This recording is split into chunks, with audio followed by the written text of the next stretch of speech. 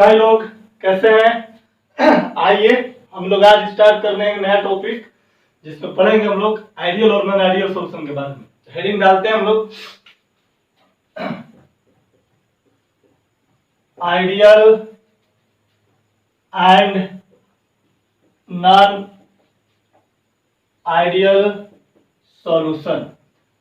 ये जो टॉपिक है कंप्लीट जो है आपका थ्योरेटिकल टॉपिक है ना। और इससे बोर्ड में आपको एक क्वेश्चन फिक्स रहता है, पूछेगा। जब भी पूछेगा तो पूछता है क्या कि right the differences between the ideal and non ideal solution, है ना। तो हम लोग इस टॉपिक को आज हम लोग का टारगेट रहेगा कंप्लीट करने का, है ना। आज इस टॉपिक को पढ़ जाएंगे। इसमें क्या क्या पढ़ेंगे हम लोग? सबसे पहले तो पढ़ेंगे कि आइडियल सॉल्यूशन क्या होता है और नॉन आइडियल सॉल्यूशन क्या होता है। दूसरा चीज पढ़ेंगे कि आइडियल सॉल्यूशन बनता कैसे है। और तीसरा बात पढ़ेंगे कि आखिर आइडियल और नॉन आइडियल सॉल्यूशन को बनने के लिए क्या क्या कंडीशन होना चाहिए, या यूं कहें कि आइडियल और नॉन आइडियल सॉल्यूशन के लिए कैरेक्टरिस्टिक्स क्या है, उनके गुण क्या है, उनके प्रॉपर्टीज क्या है। फिर उनके एग्जांपल देखेंगे, फिर आइडियल और नॉन आइडियल के ग्राफ को देखेंगे और इस तरीके से ये टॉपिक क्या हो जाएगा, समाप्त हो जाएगा। चलिए तो शुरुआत करते हैं हम लोग, ठीक है ना। लिखेंगे, है ना, आइडियल सॉल्यूशन। हेडिंग देंगे सबसे पहले हम लोग आइडियल सॉल्यूशन। थोड़ा सा हम लोग थोड़ी सी कहानी पढ़ेंगे इससे पीछे की चीजों में कि आइडियल सॉल्यूशन क्या होता है, नॉन आइडियल सॉल्यूशन क्या होता है। देखो 11th क्लास में हम लोगों ने पढ़ा था, जब प्रॉपर्टी ऑफ गैस पढ़ा था तो उसमें बताया गया था कि आइडियल गैस क्या होता है और एक नॉन आइडियल गैस क्या होता है। तो वहां पर बताया गया था यही चीज कि जो आइडियल गैस के बारे में बता रहा हूं कि जो बॉयल्स लॉ को फॉलो करता है ना, चार्ल्स लॉ को फॉलो करता है, अवोगाड्रो लॉ को फॉलो करता है, तो हम लोग उसको क्या बोलते हैं, आइडियल गैस बोलते हैं, है ना। और नॉन आइडियल गैस उसको बोलते थे जो कि बॉयल्स लॉ को, चार्ल्स लॉ को और अवोगाड्रो लॉ को जो फॉलो नहीं करता था उसको नॉन आइडियल गैस बोला जाता था। यहां पर भी सेम कंडीशन यहां पर भी है। वहां पर गैस था, यहाँ पे सॉल्यूशन की बात होगी, ठीक है। यहाँ पर आइडियल सॉल्यूशन उसको बोलते हैं जो राउल्ट्स लॉ को फॉलो करेगा, उसको बोलेंगे आइडियल सॉल्यूशन, और जो राउल्ट्स लॉ को फॉलो नहीं करेगा उसको बोलेंगे नॉन आइडियल सॉल्यूशन। ये एक शॉर्ट में डिफिनेशन हो गया, ठीक है ना। सबसे बड़ी बात है कि कोई भी सॉल्यूशन बनता कैसे। हमने पहले भी इस क्लासेस में डिस्कस कर दिया था कि मान लीजिए सपोज दैट कि आपके सामने ये कोई कंटेनर है और हमने बोला कि ये वाला को हमने बोला क्या कि ये ए सॉल्यूट है। इसको क्या बोला, ए कंसीडर किया था जिसको हमने सॉल्यूट माना था। और मैंने बोला था क्या कि ये वाला जो पार्टिकल है इसको बी माना था और मैंने इसको बोला था क्या बाबू कि ये हमारा सॉल्वेंट है। हमने बोला था कि जब कोई भी सॉल्यूट और सॉल्वेंट को जब मिक्स करते हैं तो सिंपल भाषा में बोल देते हैं क्या कि वो बन गया सॉल्यूशन। बोलते हैं कि सॉल्यूशन जो होता है होमोजीनियस मिक्सचर होता है दो कंपोनेंट का या दो से अधिक कंपोनेंट का। तो एक्चुअली में सॉल्यूशन बना कैसे, दो तरीका यहाँ पर दिमाग देना है कि यहाँ पर जो सॉल्यूट पार्टिकल है ये भी कोई कंपाउंड या मॉलिक्यूल होंगे, उनके बीच में कुछ बॉन्ड प्रेजेंट होगा। तो यहाँ पर इनके बीच में इस तरीके से क्या प्रेजेंट है, बॉन्ड प्रेजेंट, ठीक है। सॉल्वेंट मॉलिक्यूल भी कोई कंपाउंड होगा, मॉलिक्यूल होगा, इनके बीच में भी क्या प्रेजेंट है, कोई ना कोई बॉन्ड प्रेजेंट है। जब ये पार्टिकल एक दूसरे के साथ इंटरेक्ट करेगा, है ना, तो इनके बीच में पहले वाले जो बंधन है, पुराने जो बॉन्ड है, वो बॉन्ड क्या करेगा, टूटता है। जिस तरह से सॉल्यूट पार्टिकल के बीच में जो बॉन्ड है वो टूटेगा, फिर से सॉल्वेंट पार्टिकल के बीच में जो बॉन्ड है वो टूटेगा, और वो टूटने के बाद क्या होता है, एक नया बॉन्ड का फॉर्मेशन होता है ना। यानी कि इस तरीके से नया बॉन्ड क्या करेगा, इनके बीच में बन जाएगा। यानी कि हमारे पास अगर ए हमारा सॉल्यूट है, बी और बी हमारा क्या है, सॉल्वेंट है, और जब हमने इनको मिलाया तो काम क्या होता होगा पहले कि इनके बीच का बॉन्ड टूटा, इनके बीच का बॉन्ड टूटा, है ना। और बॉन्ड टूटने के बाद फिर से नया बॉन्ड का क्या हो जाता है बाबू, फॉर्मेशन होता है, और फाइनली ए और बी क्या बन जाता है, तो ए मेरा सॉल्यूट है ना, बी भी मेरा सॉल्वेंट है ना, और ए भी मेरा क्या बाबू, सॉल्यूशन होता है। यानी कि सॉल्यूशन को बनने से पहले क्या क्या होता होगा बाबू, इनके बीच में जो सॉल्यूट और और जो सॉल्वेंट मॉलिक्यूल यानी कि जो सॉल्यूशन के जो कंपोनेंट्स हैं उनके बीच में एग्जिस्ट करने वाले जो इंटरमॉलिक्यूलर फोर्स ऑफ अट्रैक्शन है वो क्या करता होगा, ब्रेक करता होगा और नया बॉन्ड का क्या होता होगा, फॉर्मेशन होता होगा। आई बात समझ में, कोई दिक्कत नहीं है। दूसरा चीज ये भी कहता है कि अगर कोई सॉल्यूशन अगर बनता है ना, तो इनके इस सॉल्यूट पार्टिकल के शेप जो है ना, साइज जो है और सॉल्वेंट मॉलिक्यूल के शेप और साइज पर भी क्या करता है, डिपेंड करता है।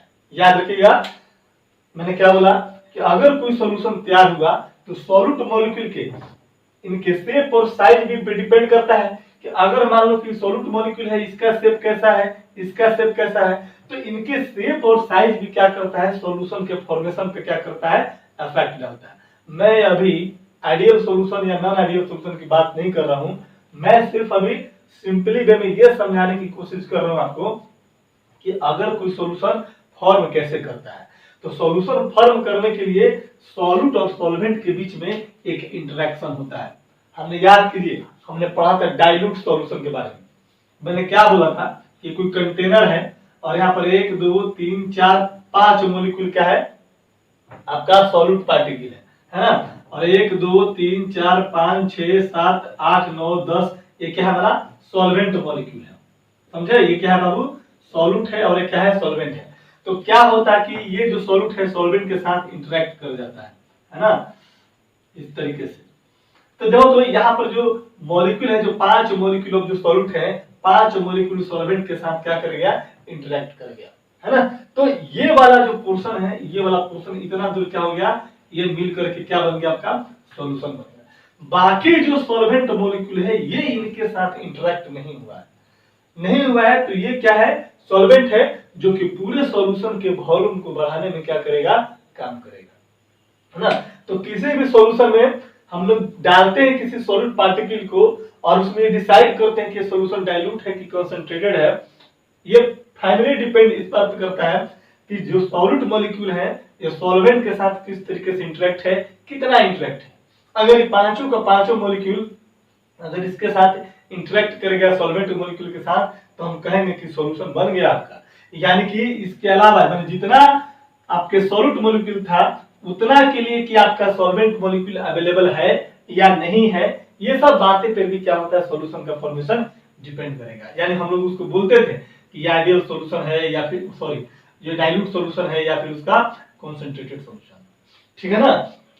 तो हम लोग को पढ़ना है आइडियल सॉल्यूशन के बारे में, समझ आएगी बात। दूसरी चीज क्या होता है कि इनके वॉल्यूम पर भी डिपेंड करता है ना। एक तो इंटरेक्शन देखिए कि इनके इनके बीच का इंटरेक्शन होगा, है ना, फिर इनके इनके बीच का इंटरेक्शन नया इंटरेक्शन बनेगा, सॉल्यूट के इंटरेक्शन टूटेंगे, सॉल्वेंट के इंटरेक्शन टूटेगा, फिर सॉल्यूट और सॉल्वेंट के बीच में नया इंटरेक्शन का मतलब बॉन्ड, एक लगाव, एक फोर्स की बात कर रहा हूं, ठीक है ना। वो क्या करेगा, फॉर्म करेगा। फिर बात बोलता है कि ये आपका सॉल्यूट का क्या वॉल्यूम है, सॉल्वेंट का वॉल्यूम क्या है, मिलने से पहले वॉल्यूम क्या था, मिलने के बाद वॉल्यूम क्या होगा, इन सब बातों पर भी डिपेंड करेगा। इस बात पर भी डिपेंड करेगा कि सर जब इसको तोड़े हुईएगा तो एनर्जी लगाना पड़ा होगा। कोई भी मॉलिक्यूल है, मान लो कि ए मॉलिक्यूल है, तो इनको जब बॉन्ड को तोड़ेंगे तो बॉन्ड डिसोसिएशन एनर्जी यानी कि इसको तोड़ने के लिए हीट एनर्जी की रिक्वायरमेंट होती है। जब हीट एनर्जी की जब रिक्वायरमेंट होगी तो उसको बोलते हैं एंडोथर्मिक प्रोसेस। ये टूट गया, बी भी है आपका, ये भी टूट गया, तो इनमें भी एनर्जी लगाए होंगे, हीट एनर्जी देना पड़ा होगा, टूटेगा। फिर क्या होगा कि नया बॉन्ड बना होगा ए भी, तो आपको पता होगा कि केमिकल बॉन्ड जो फॉर्मेशन होता है वो एक्सोथर्मिक रिएक्शन होता है, यानी कि मिलने से पहले इनको एनर्जी देना होता होगा और जब मिल गया होगा दोनों यहाँ पर आकर के तो यहाँ से एनर्जी क्या किया होगा, रिलीज किया होगा ना। अरे भाई बॉन्ड को तोड़ेंगे तो एनर्जी देना पड़ेगा, इसको भी तोड़ने के लिए एनर्जी देना पड़ेगा और इसको एनर्जी क्या करना पड़ेगा, रिलीज करना पड़ेगा, क्योंकि दो बॉन्ड है आपस में जब मिलेंगे तो एनर्जी क्या करेगा, बहुत सारा रिलीज करेगा। जितना ज्यादा एनर्जी रिलीज करेगा हम बोलते हैं कि मॉलिक्यूल या कंपाउंड जो नया फॉर्म करेगा उतना ही ज्यादा क्या होता है, स्टेबल होता है ना। तो सॉल्यूशन के भी केस में यही सब चीजें होता है, ठीक है ना। तो हम लोग पढ़ेंगे डेफिनेशन, इसके बाद पढ़ेंगे 3-4 कंडीशन देखेंगे, एग्जांपल देखेंगे और इनके बारे में क्या देखा जाएगा, ग्राफ को देखेंगे। तो हेडिंग डाल दीजिए, मेन हेडिंग आपका आइडियल और नॉन आइडियल सॉल्यूशन है। इसके बाद आइडियल सॉल्यूशन के बारे में पढ़ेंगे। तो यहाँ पर क्या बोलना पड़ेगा कि आइडियल सॉल्यूशन उसको कहेंगे जो राउल्ट्स लॉ को फॉलो करेगा। किसको फॉलो करेगा? राउल्ट्स लॉ को, ठीक है। और जो आइडियल जो सॉल्यूशन राउल्ट्स लॉ को फॉलो नहीं करेगा उसको क्या बोलेंगे बाबू? नॉन आइडियल सॉल्यूशन बोलेंगे। लिखेंगे मेन हेडिंग में आज ये हम लोग का लेक्चर कंप्लीट करना है और यहां पर लिखेंगे हम लोग आइडियल सॉल्यूशन। लिखेंगे the solution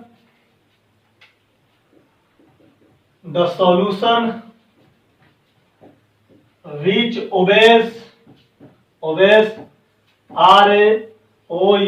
Raoult's law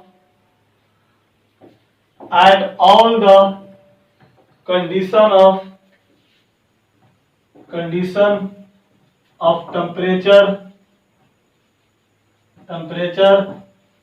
and concentration pressure मत बोलिएगा, at all the condition of temperature, है ना, एंड क्या बाबू? Concentration is called ideal solution. Ideal solution, ठीक है, कोई दिक्कत नहीं है। जो राउल्ट्स लॉ को फॉलो करे आइडियल सॉल्यूशन। लिखेंगे इसे लिखेगा formation of ideal solution. Ideal solution का फॉर्मेशन कैसा होगा? लिखेंगे कि the ideal solution formed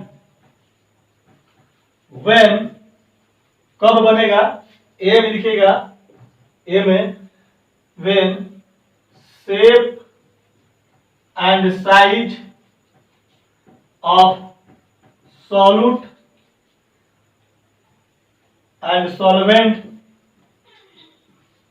molecule must be same। याद रखना आइडियल के लिए क्या होगा? शेप होगा, मतलब कि सेम होना चाहिए। क्या?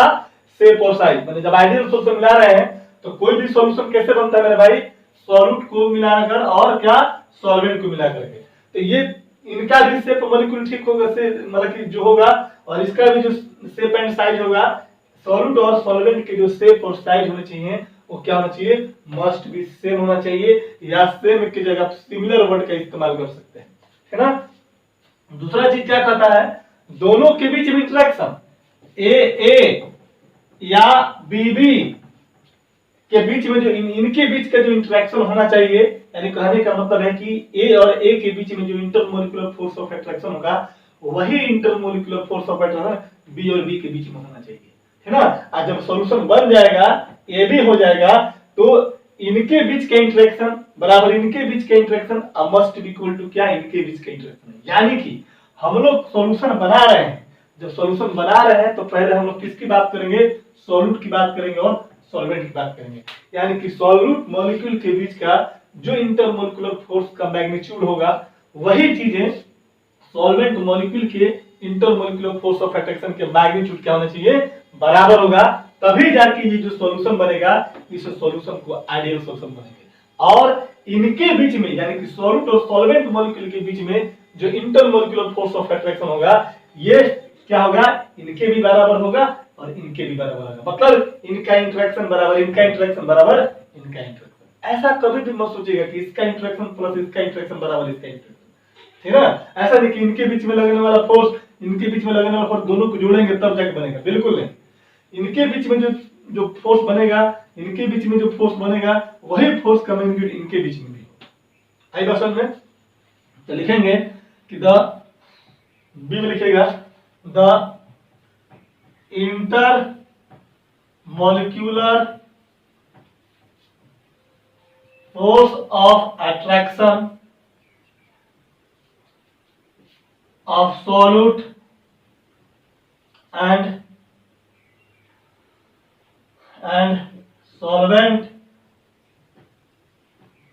molecule must be क्या बाबू? सेम होना चाहिए। याद रखना, तभी जाकर क्या बनेगा? आपका आइडियल सॉल्यूशन बनेगा। ये दो रीजन हो गए। कोई बंदा पूछेगा कि कैसे आइडियल सॉल्यूशन बनेगा, तो आइडियल सॉल्यूशन बनने के लिए सॉल्यूट के बीच का इंटरमोलिकुलर फोर्स और सॉल्वेंट मॉलिक्यूल के इंटरमोलिकुलर फोर्स का अट्रैक्शन क्या होना चाहिए?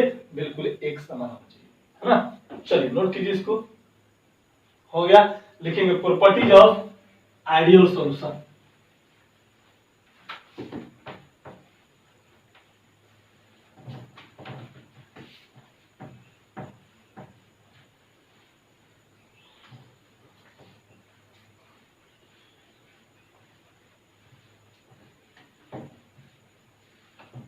ये टॉपिक कंप्लीट थ्योरेटिकल है, तो याद रखिएगा, है ना।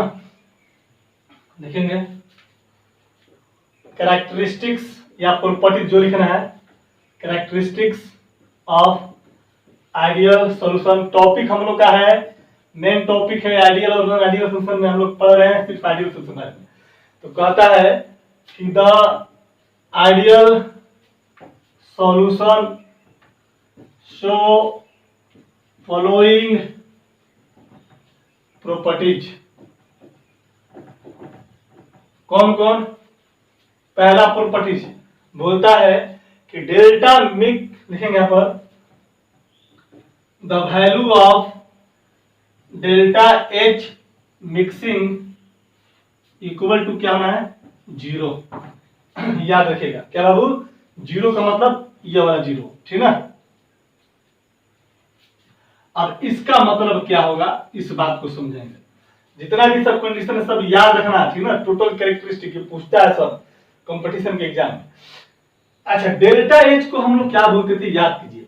डेल्टा एच को बोलते थे हम लोग क्या बोलते हैं? हीट ऑफ रिएक्शन बोलते थे, या बोलते थे इंथैल्पी ऑफ रिएक्शन बोलते थे। और यहाँ पर डेल्टा का मतलब होता है चेंज। क्या होता है बाबू? चेंज होता है। तो कैसे कहने का मतलब है, जरा देखो तो यहाँ पर हीट का मतलब क्या होगा?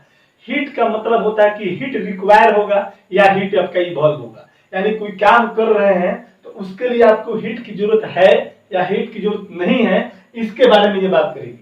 अब हम लोग पढ़े अभी फॉर्मेशन में जो सेकंड नंबर कंडीशन पढ़ा था, इंटरेक्शन। तो हमने बोला कि यहाँ पर ए मेरा कोई सॉल्यूट है, और यहाँ पर बी और एक मेरा सॉल्वेंट है, और यहाँ पर बना क्या? ए और बी मेरा क्या बना बाबू? सॉल्यूशन बना। तो हमने क्या बोला कि ये हमारा इनिशियल कंडीशन है। क्या बाबू? इनिशियल कंडीशन है। और ये मेरा क्या है? फाइनल कंडीशन है। मतलब कि ये रिजल्ट है और ये रिजल्ट का क्या है? कारण है कि जब सॉल्यूशन बना होगा, इसका मतलब कि सॉल्यूट को और सॉल्वेंट को मिलाया होगा, और सॉल्यूट और सॉल्वेंट तभी मिक्स करेगा। अब ऐसे पानी में डाल दिया तो मिक्सअप नहीं हो गया। नॉर्मली हमारे विजन के अनुसार हो गया कि हमने बोल दिया कि इस चीज को मिला दो, मिक्सअप तैयार हो गया। लेकिन रियल में मिक्स कब करेगा? जब इनके अपना कंपोनेंट टूटेगा और नया कंपोनेंट का फॉर्मेशन करेगा। तो कहता है कि इस बॉन्ड को तोड़ने के लिए हमें क्या चाहिए? एनर्जी चाहिए। तो कहता है कि इसको तोड़ने के लिए हमें एनर्जी है। हमने मान लो कि सॉल्यूट को तोड़ने के लिए हमने H1 एनर्जी दिया, हीट एनर्जी दिया। इसको तोड़ने के लिए H2 हीट एनर्जी दिया, है ना। यानी कि रिएक्टेंट मॉलिक्यूल में टोटल हमने जो हीट दिया है ना, कितना? H1 प्लस कितना बाबू? H2 दिया। इसको हमने मान लेते हैं HI, यानी कि हीट इनिशियल मान लेते हैं। और ये हमारा जो बना, तो यहाँ पर हमने क्या किया कि इसको तोड़ने के लिए, इंटरेक्शन को तोड़ने के लिए एनर्जी, हीट एनर्जी दिया, और यहाँ पर इंटरेक्शन बनने के लिए एनर्जी क्या करेगा? रिलीज करेगा। तो इनिशियल में हीट देना पड़ा, फाइनल में हीट क्या करेगा? निकलेगा। तो यहाँ पर डेल्टा एच क्या है? चेंज है। और चेंज की अगर बात करेंगे तो हम बोलेंगे कि फाइनल हीट माइनस क्या? Initial heat. ये होगा। कहता है कि फाइनल हीट का वैल्यू कितना? मान ले कि यहाँ पर हमने HF बोल दिया, इनिशियल कितना? HI बोल दिया। कहता है कि इन दोनों का जो सबट्रैक्शन होगा, यानी कि final heat minus initial heat, वो क्या होना चाहिए? 0 होना चाहिए। इसका मतलब तो यही हो गया कि इन दोनों के बीच में हमने तोड़ने के लिए जो आपको क्या किया बाबू? एनर्जी लगाया। इनमें तोड़ने के लिए जो एनर्जी लगाया और दोनों के एनर्जी को सम, यहाँ पर इंटरेक्शन अभी नहीं बोल रहा हूं मैं, समझ लीजिएगा। इनके बीच के पुराने बंधन को तोड़ने के लिए जो अमाउंट ऑफ हीट लगाया, इसको तोड़ने के बीच में जो अमाउंट ऑफ हीट लगाया, वो जितना अमाउंट ऑफ हीट लगा, जब सॉल्यूशन बनेगा उतना ही अमाउंट ऑफ हीट क्या करेगा? बाहर निकलेगा। यानी कि कह सकते हैं कि जब भी आइडियल सॉल्यूशन की फॉर्मेशन की बात होगी तो कहता है कि इंथैल्पी ऑफ सॉल्यूशन जो होगा वो क्या हो जाएगा? इक्वल टू 0 हो जाएगा। यानी कि सॉल्यूट और सॉल्वेंट को जब मिक्स करेंगे तो मिक्स करने से पहले, ये हो गया मिक्स ऑफ ए और बी, और ये मिक्स करने से पहले का जो हीट एनर्जी होगा, मिक्स करने के बाद का जो हीट एनर्जी होगा, दोनों क्या होंगे, बराबर होगा। जब इनिशियल भी सेम, फाइनल भी सेम, तो चेंज फाइनल माइनस इनिशियल करेंगे तो क्या होगा, सेम। मान लो सपोज कि इसको तोड़ने के लिए 20 किलो जूल एनर्जी दिया, इसको तोड़ने के लिए मान लो कि 30 किलो जूल एनर्जी दिया, और इसको जब बना तो ये 50 किलो जूल का एनर्जी रिलीज करता है। तो फाइनल कितना, 50, इनिशियल कितना, 20 प्लस 30, तो फाइनल में से 20 प्लस 30 घटाएगा तो 50 माइनस 20 प्लस 30 बराबर कितना, 50 माइनस 50 इक्वल टू कितना, 0। ये है आइडियल सॉल्यूशन की बात कर रहा हूं। आगे बात, और ये तभी पॉसिबल है जब इनके बीच का इंटरेक्शन, इनके बीच का इंटरेक्शन और इनके इंटरेक्शन बीच का क्या होगा, बराबर होगा। आई बात समझ में? यानी कि हमारे कहने का मतलब है कि इनके बीच का इंटरमोलिकुलर फोर्स ऑफ जो अट्रैक्शन होगा, इनके बीच में इंटरमोलिकुलर फोर्स ऑफ अट्रैक्शन होगा, है ना, ये क्या होगा, इनके बीच के इंटरेक्शन मोलिक्यूल क्या होंगे, बराबर होंगे। अभी हम लोग को इंटरेक्शन से जुड़ना नहीं है, अब ये चीज हमको समझना है कि इनको तोड़ने के लिए जो अमाउंट ऑफ एनर्जी रिक्वायर्ड होगा, इनको तोड़ने के लिए जो अमाउंट ऑफ एनर्जी रिक्वायर्ड होगा, है ना, उतना इन दोनों के समेशन के बराबर इतना एनर्जी यहाँ पर क्या करेगा, रिलीज करेगा।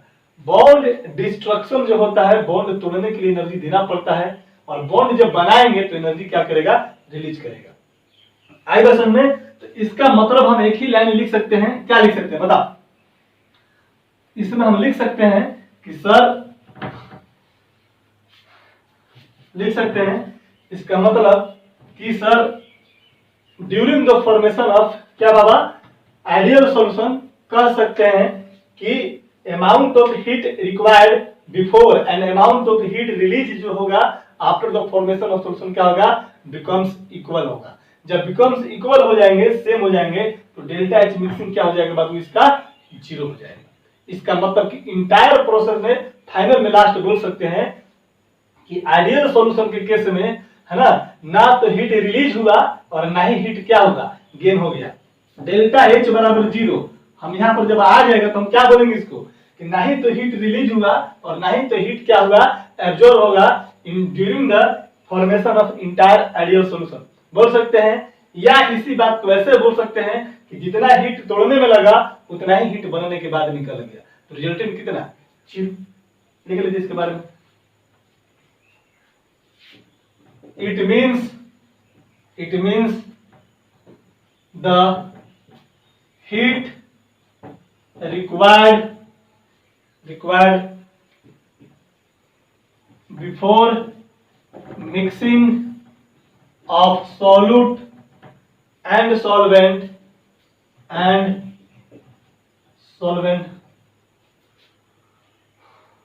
required before mixing of solute and solvent is must be equal to heat release after the formation of ideal solution, है ना। दैट इज, इसी को तुम ऐसे भी लिख सकता है, that is there is no heat require और there is no heat require और no heat release during the formation of ideal solution। देख लो, ये लाइन और ये लाइन दोनों को देखने से लग रहा है कि दोनों अलग अलग है। कि सर बोले क्या, सर बोले कि हीट की रिक्वायर पड़ती है बॉन्ड तोड़ने के लिए, और फिर यहाँ पर भी बात दिया कि सर बॉन्ड बना तो हीट रिलीज किया। ये वाला जो लाइन लिखा हुआ है ये फाइनल बात लिखा हुआ है, यानी कि अगर आपके सामने डेल्टा एच का वैल्यू 0 तो आप बोल सकते हैं कि सर कुछ पता ही नहीं चल रहा कि हीट लगा होगा कि हीट निकला होगा, दोनों का मैग्नीट्यूड बराबर है तो 0। डेल्टा एच का वैल्यू अगर पॉजिटिव होता तो हम बोलते थे कि हीट इसमें लगाया गया है। डेल्टा एच का वैल्यू अगर निगेटिव होता इसका मतलब हीट क्या किया गया है, रिलीज किया। मतलब नेट रिक्वायरमेंट है, क्या है, नेट है, टोटल फाइनल है, फाइनल करने के बाद कितना आया, delta H, final change minus initial change, आई बात समझ में।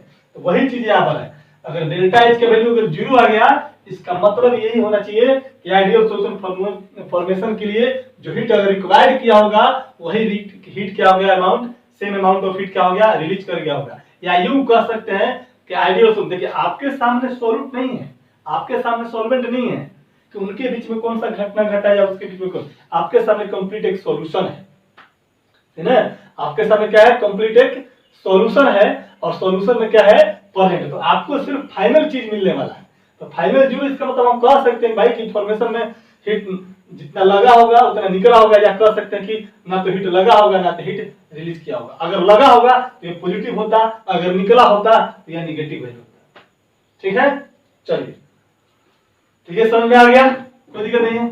पहला पॉइंट, दूसरा पॉइंट लिखेंगे, मिटाएं इसको, जल्दी करो।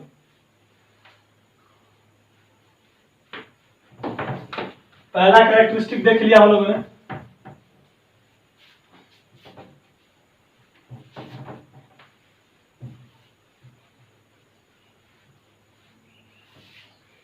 दूसरा कैरेक्टरिस्टिक देखो, बी में लिखेगा, सॉरी यहाँ पर 2 कर दिएगा, इसका कहता है कि फॉर आइडियल सॉल्यूशन डेल्टा भी मिक्सिंग क्या, ये भी क्या होगा, 0 होगा। इसका मतलब मिलने से पहले का वॉल्यूम मिलने के बाद का वॉल्यूम क्या होगा, बराबर होगा। जैसे मान लें कि यहां पर क्या है, कोई सॉल्यूट है, यह आपका मान लें कि 20 ml है ना, समझो बात को, बी है, मान लें कितना है, 30 ml है, दोनों को मिला दिया, क्या बन गया तेरे पास, ए और बी बन गया, सॉल्यूशन बन गया। दिस जो तेरा सॉल्वेंट है, ये क्या तेरे पास सॉल्यूट है, इसका वॉल्यूम 20 ml, इसका वॉल्यूम 30 ml, और दोनों के मिलने के बाद वॉल्यूम कितना हो जाएगा, 50 ml। तो भी फाइनल माइनस भी इनिशियल करेगा, इसी को हम लोग क्या बोलते हैं, तो डेल्टा भी बोलेंगे क्या, final volume minus initial volume. तो फाइनल वॉल्यूम कितना 50, इनिशियल वॉल्यूम कितना 20 प्लस कितना 30, तो 50 माइनस 50 बराबर कितना 0।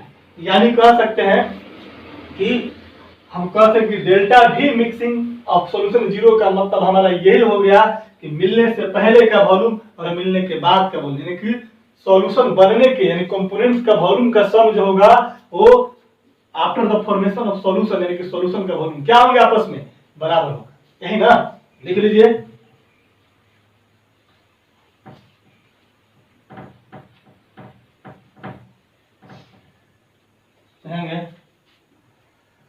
कि डेल भी यहां पर डायरेक्ट इट मीन्स कर दो, it means the volume of components बोलने का मतलब अब सॉल्यूट और सॉल्वेंट का वॉल्यूम की बात करें, volume of components before mixing is must be equal to volume of formed solution after mixing, ठीक ना। यानी कि दैट इज कह सकते हैं कि भी इनिशियल जो होगा भी फाइनल के क्या होगा, बराबर होगा। इसलिए डेल्टा भी जो मिक्स होगा वो कितना हो जाएगा, VF माइनस कितना VI इक्वल टू कितना 0, दैट इज डेल्टा भी मिक्स फाइनली कितना हो जाएगा बाबू 0। अब देखो ये आइडियल सॉल्यूशन के बारे में पढ़ रहे हैं, याद रखिएगा आगे चल करके जब पढ़ेंगे ना आइडियल सॉल्यूशन, तो एक बात, वॉल्यूम होता क्या है, वॉल्यूम वो होता है जो जगह को जितना ज्यादा छेक लेता है, वही ना उसको बोलते हैं वॉल्यूम। और वो जगह तभी छेक पाएगा जब उसके मॉलिक्यूल में क्या हो, इंटरेक्शन कमजोर हो, क्या हो, इंटरेक्शन आपका कमजोर हो। जैसे मान लो कि हमको अगर कोई बंदा बगल में बैठा है, खड़ा है, और वो मेरे को कस के अगर पकड़े हुए है तो मैं हिल डुल नहीं सकता, यानी मेरा वॉल्यूम इतना ही है। अगर थोड़ा कमजोर है तो मैं अपना क्या क्या इंटरेक्शन अगर कमजोर है तो मैं इधर उधर घूम फिर सकता हूं, तो मेरा वॉल्यूम क्या कर सकता है, बढ़ सकता है। तो एक्चुअली में ये जो वॉल्यूम जो है आपको दिखाया गया है वो एक्चुअली में इनके इंटरेक्शन पे डिपेंड करता है, इनके इंटरेक्शन पे डिपेंड करेगा कि अगर ये मॉलिक्यूल क्या है, बहुत कमजोर मॉलिक्यूल है, ये कमजोर मॉलिक्यूल है, तो ये आसानी से टूट जाएगा, ये आसानी से टूट जाएगा।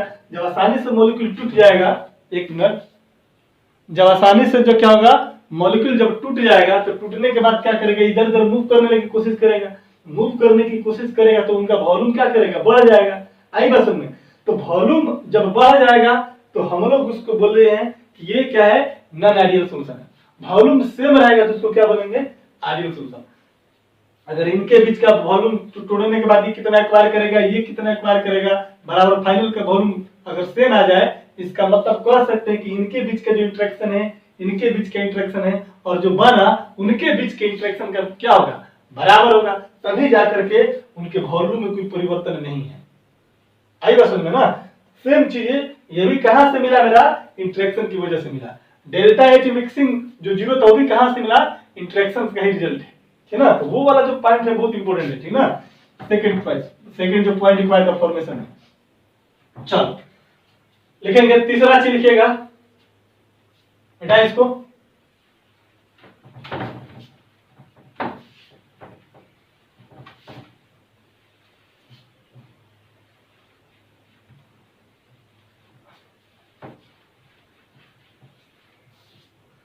तीसरा लिखेगा, तीसरा correct, the ideal solution must be follow Rawls law. क्या करेगा ये, रॉल्स लॉ को फॉलो करेगा।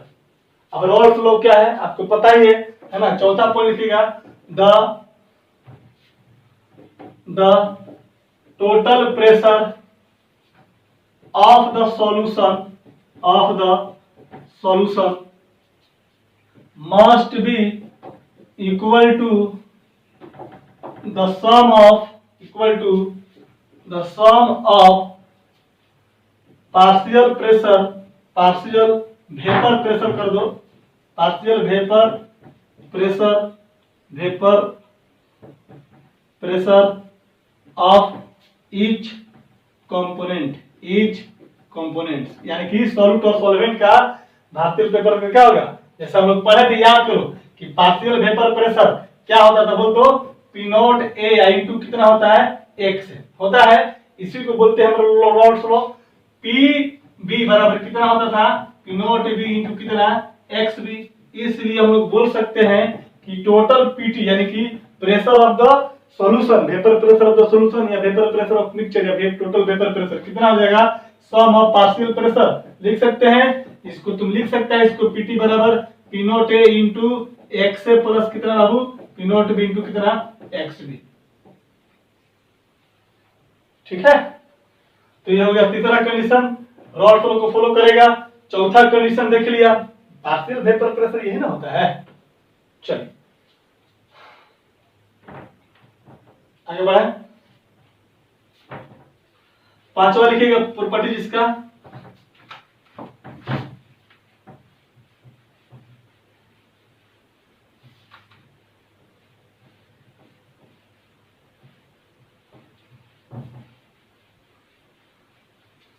पांचवा इसका प्रॉपर्टी लिखिएगा। पांचवा हो गया था, छठा लिखेंगे, जो भी है नंबर के बना दे देना, है ना। ये क्या बोलता है छठा प्रॉपर्टी, इंटरेक्शन की बात करेगा। लिखेंगे the inter molecular force of interaction. लोग जनरली क्या बोल देता है, वांडरवाल। कौन सा बाबू, वांडरवाल लोग बोल देता है, ठीक ना। अगर कुछ भी नहीं पता है तो वांडरवाल बोल दीजिएगा, है ना, है ना। तो intermolecular force of interaction यानी van der Waals interaction between the solute component या solvent component must be equal to components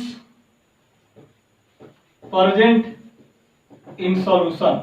याद रखना, यानी कि कह सकते हैं दैट इज, देखो हमारे पास ए और ए है ना, इनके बीच में बॉन्ड को हमने क्या बोला बाबू, इंटरेक्शन बोला। क्या बोला, इंटरेक्शन बोला। यहाँ पर बी है, बी है। हम हमेशा ए को सॉल्यूट मानते हैं और बी को सॉल्वेंट मानते आए हैं। कहीं कई लोग बी को सॉल्वेंट मानता है, मतलब बी को सॉल्यूट मानता है, ए को सॉल्वेंट मानता है, तो उससे कंफ्यूजन नहीं होना है ना। ये हमारा भी क्या है, इनके बीच का इंटरेक्शन है ना। और क्या कहता है कि जब ये सॉल्यूशन जब तैयार होता है, इंटरेक्शन, जब इनके बीच में सॉल्यूशन जब तैयार होता है ए बी, इनके बीच का इंटरेक्शन है ना, तो क्या कहता है यहाँ पर, the intermolecular force of interaction या attraction between the solute component और solvent component must be equal to the component present in the solution. यानी कि दैट इज हम लोग कह सकते हैं, क्या कह सकते हैं इनके इंटरेक्शन के बारे में, लिखेगा कि मैग्नीट्यूड ऑफ इंटरेक्शन जो होगा वो क्या हो जाएगा, ए का इंटरेक्शन बराबर बीबी का इंटरेक्शन और बराबर क्या हो जाएगा, ए बी का इंटरेक्शन। याद रखिएगा इंटरेक्शन, ये सॉल्यूट के बीच में लगने वाला इंटरेक्शन बराबर सॉल्वेंट के बीच के लगने वाला इंटरेक्शन, और ये must be equal to solute और सॉल्वेंट के बीच में लगने वाला, ये सॉल्यूशन, ये सॉल्वेंट और ये क्या वाला सॉल्वेंट। कोई दिक्कत नहीं है।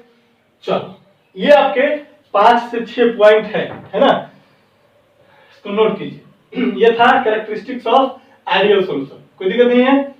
चलिए आगे बढ़ते हैं हम लोग बेटा इसको। अब हम लोग बात करेंगे इनके एग्जाम्पल के बारे में, लिखेंगे एग्जाम्पल्स ऑफ आइडियल सॉल्यूशन। अगर इतने सारे कैरेक्टरिस्टिक 5-6 कैरेक्टरिस्टिक अगर कोई सॉल्यूशन शो करेगा, इसका मतलब कि वो राउल्ट लॉ को फॉलो करेगा और वो आइडियल सॉल्यूशन कहलाएगा। ठीक है,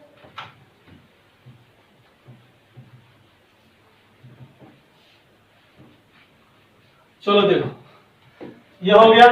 इसके बाद लिखेंगे example of ideal solution. Ideal solution के एग्जाम्पल तो लिखेंगे, पहला एग्जाम्पल लिखेगा normal hexane plus normal heptane है ना। इसका लिखेगा benzene plus toluene, benzene plus toluene. तीसरा लिखेगा chloro benzene plus bromo benzene.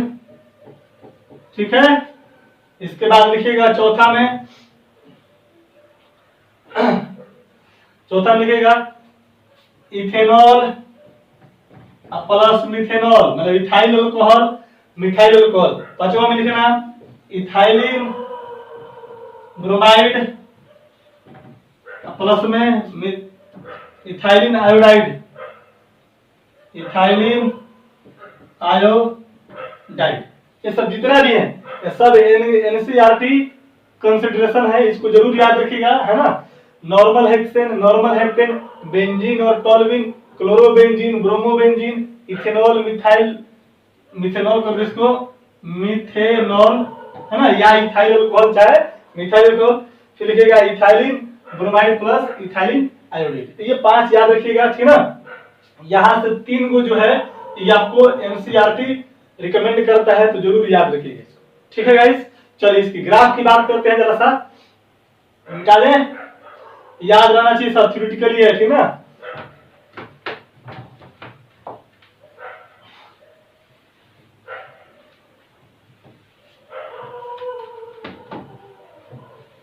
चलो लिखेंगे ग्राफ ऑफ आइडियल सॉल्यूशन। देखो ग्राफ कैसे बनाएंगे, वेरी सिंपल है। इस तरह से एक एक्स कंपोनेंट बनाओ और दूसरा बना वाई कंपोनेंट बनाओ। दिस इज योर आपका X component, this is your Y component, है ना।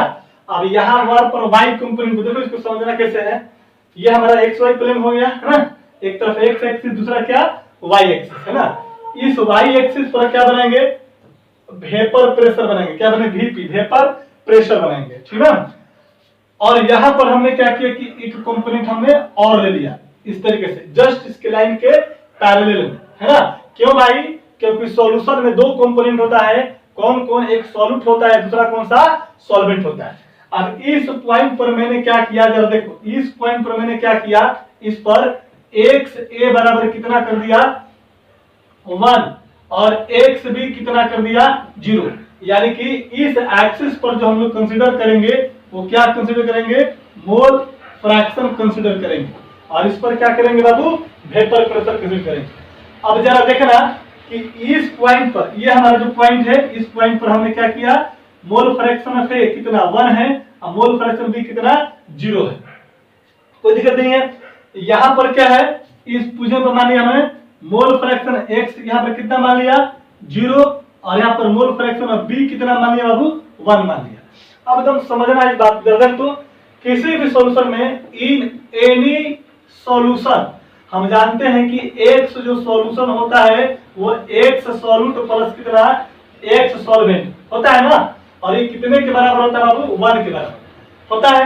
अगर मान ले कि हमने यहाँ पर x से बराबर 1 कर दिया, यानी कि हमने इसके बदले में हमने क्या लिख दिया 1, x का वैल्यू कितना हो जाएगा, इसका टोटल वैल्यू 1 के बराबर हो जाएगा। 1 में कितना जोड़ेंगे कि 1 हो जाएगा, तुम बोलोगे क्या 0 बोलोगे, कोई दिक्कत नहीं है। तो यहाँ पर हमारे पास क्या है कि हमने क्या किया कि मोल फ्रैक्शन ऑफ सॉल्यूट कितना है 1 है, मोल फ्रैक्शन ऑफ सॉल्वेंट कितना है बाबू 0 है। इस पॉइंट पर मोल फ्रैक्शन ऑफ सॉल्यूट 1 से कितना है 0 और मोल फ्रैक्शन ऑफ सॉल्वेंट कितना है बाबू 1 है।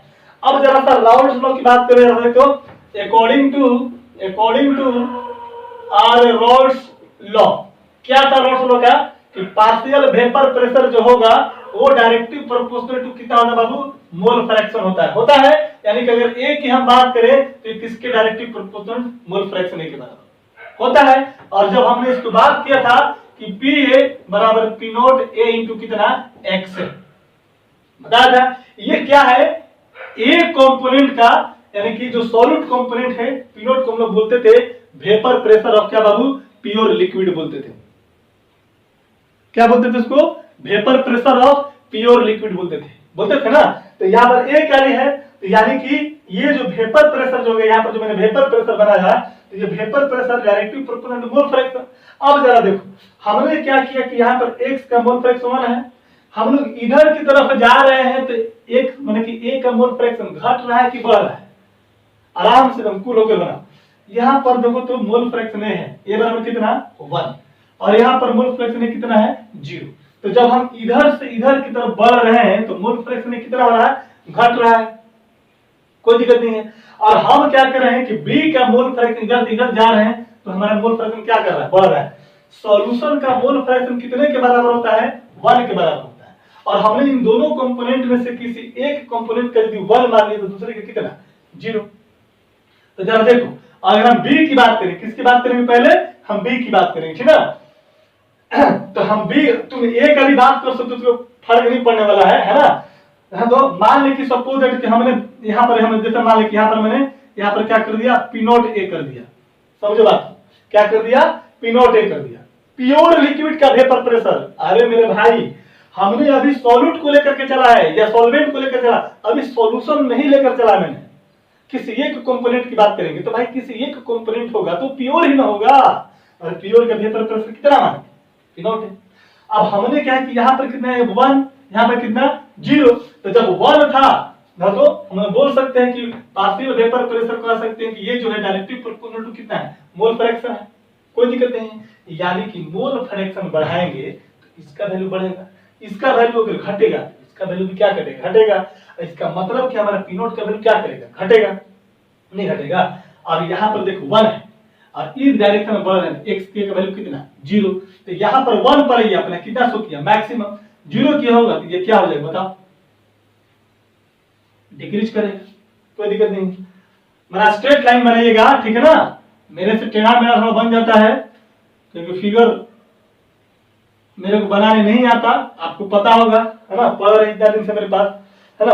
अब देखो तो अब B की बात करेंगे, ये वाला जो वैल्यू है तुम किसके लिए निकाला बाबू, PA का वैल्यू निकाला, PA बराबर कितना P नॉट A इंटू कितना x है, यही निकाला है। अब हम B की बात करें, B कितना है पर इस पॉइंट पे 0 और इस पॉइंट पे कितना है 1 है। तो जैसे जैसे 0 से कितना बढ़ा 1 बढ़ा, तो ये भी क्या करेगा बढ़ेगा, कोई दिक्कत नहीं है। ये क्या होगा मेरा पी नोट बी।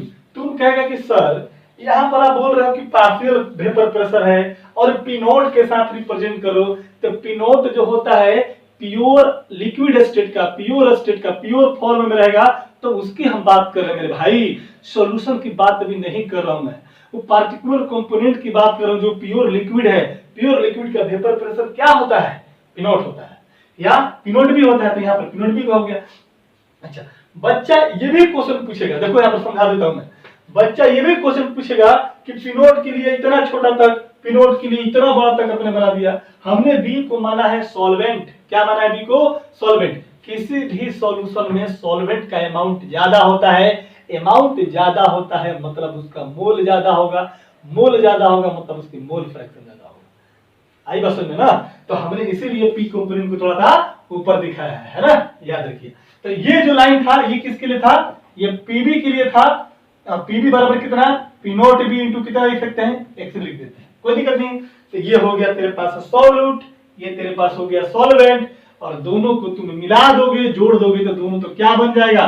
सॉल्यूशन बन जाएगा। यानी कि ये जो तेरा होगा ये पीटी हो जाएगा, टोटल पीटी, यानी पीएस हो सकता है, पी मिक्सचर लिख सकते हो, तो पीटी बराबर लिख सकते हो यहाँ पर कि सर हम यहाँ पर लिख दें पीटी बराबर पी नोट पी ए प्लस कितना? पीबी, और बराबर लिख सकते हैं कितना इसको? P nought A into X plus कितना? पी नोट बी इंटू कितना? X B. यानी कि ये वाला ग्राफ जो होता है ये इसको रिप्रेजेंट करेगा। आई बात समझ में? तो ये ग्राफ किसके लिए है? लिखिएगा फॉर आइडियल सॉल्यूशन। और ध्यान रहना चाहिए आइडियल सॉल्यूशन से जो डेविएट करेगा उसी को नॉन आइडियल सॉल्यूशन बोलेंगे, ठीक ना? तो आइडियल सॉल्यूशन का ग्राफ आपको बनाना हर वक्त में आना चाहिए, और आगे पढ़ेंगे जब नॉन आइडियल तो इसी में से या तो ऊपर चल जाएगा तो या तो नीचे चल जाएगा। मेन ग्राफ आपका यही है, ठीक ना? चलिए नोट कीजिए इसको। तो पढ़ लिए definition of ideal solution, characteristic पढ़ा, एग्जांपल पढ़ा और क्या पढ़ा? ग्राफ पढ़ा। नोट कीजिए। आइए अब लिखेंगे हम लोग नॉन आइडियल सॉल्यूशन। हम लोग खत्म हो गया, आइडियल सॉल्यूशन लिखेंगे, non ideal solution.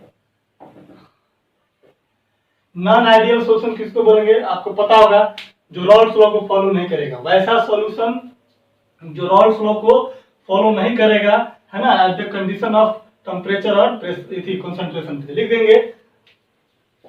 The solution which are not obeys, obeys का मतलब आज्ञा का पालन करना, फॉलो करना, ठीक ना? Not obeys Raoult's law at all the condition of temperature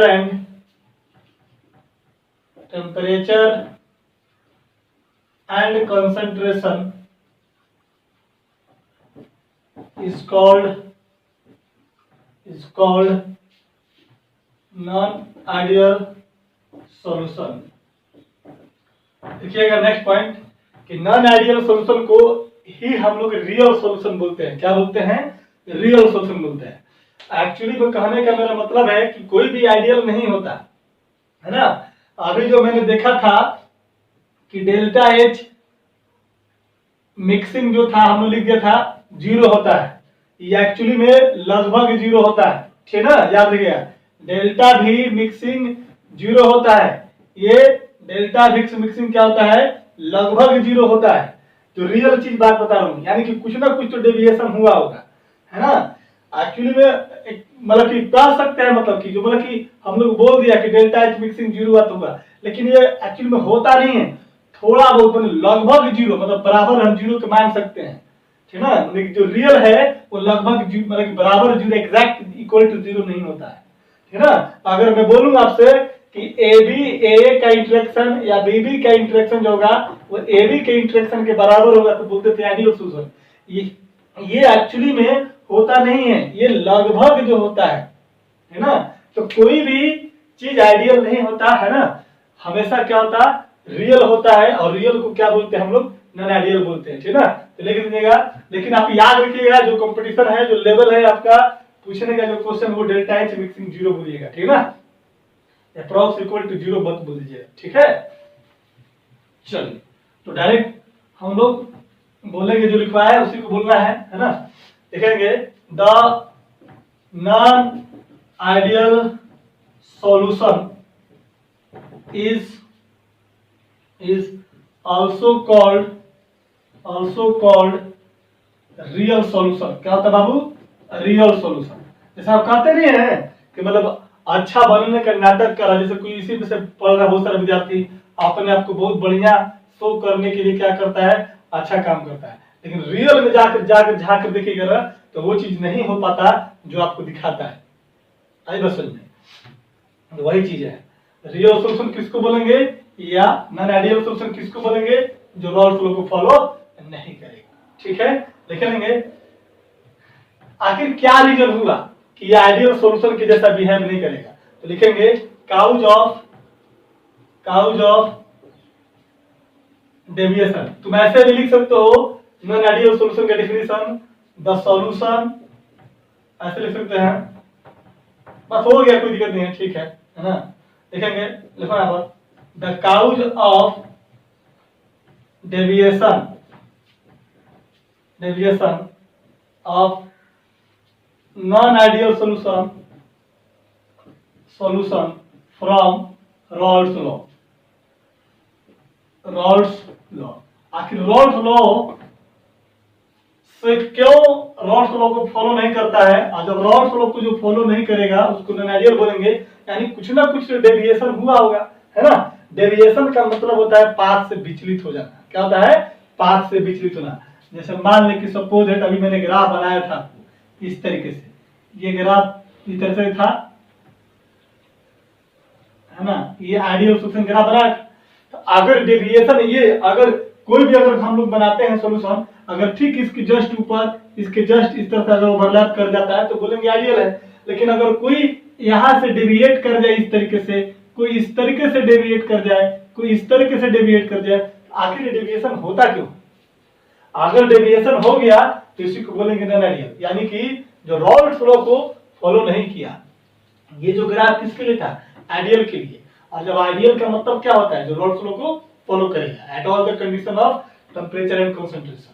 तो इसका मतलब कि नॉन आइडियल बना रहे हैं, वो फॉलो नहीं कर रहा है, इसका मतलब कुछ ना कुछ उसके अंदर डेविएशन होगा। वो डेविएशन क्यों होगा? तो उसी को पढ़ेंगे, the cause of deviation of non ideal solution from क्या? Raoult's law. क्यों रॉल्स लॉ से डेविएट कर जाता है, इसके बारे में। तो इसका पहला रीजन लिखेंगे हम लोग, मैंने बताया था फॉर्मेशन ऑफ आइडियल सॉल्यूशन के लिए क्या बताया था कि अगर सॉल्यूट मॉलिक्यूल का अगर शेप इस तरह से है तो सॉल्वेंट मॉलिक्यूल का भी क्या होना चाहिए? शेप इस तरीका होना चाहिए। यानी कि shape and size of solute and solvent जो मॉलिक्यूल होगा क्या होगा? एक दूसरे का सेम होगा, सिमिलर होगा, ठीक है ना। नॉन आइडियल सॉल्यूशन क्यों डेविएट करता है रॉल्स लॉ से? क्योंकि सॉल्यूट का शेप अगर ऐसा है तो सॉल्वेंट का शेप ऐसा हो जाएगा। यानी कि या तो बड़ा हो सकता है या तो शेप छोटा हो सकता है। यानी कि सॉल्यूट और सॉल्वेंट के जो शेप एंड साइज है नॉन आइडियल सॉल्यूशन के केस में सिमिलर नहीं होता है। क्लियर है? लिख देते हैं, the shape and size of solute and solvent molecule not be the same, same नहीं होता है। दूसरा बात लिखेंगे हम लोग, not be the same। दूसरा बात लिखिएगा, the interaction between the solute and between the solute or solvent molecule not same। आई बसन में तो ये दो रीजन होते हैं जिसकी वजह से क्या करता है? डेविएट कर जाता है। ठीक है, चलो नोट करो इसको। ये ग्राफ मत बनेगा, ये समझाने के लिए लिख देना। चलिए लिखेंगे प्रॉपर्टीज क्या है, लिखेंगे properties of non ideal solution.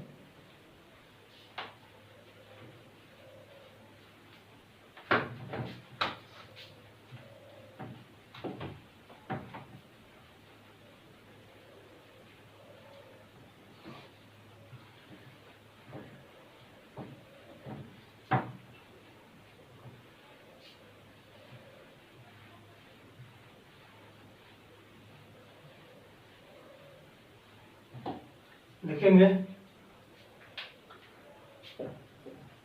Properties of non ideal solution. Properties of non ideal solution क्या होगा? पहला प्रॉपर्टीज अब लिखने की जरूरत नहीं है, डायरेक्ट लिख देंगे delta H mixing not equal to कितना 0।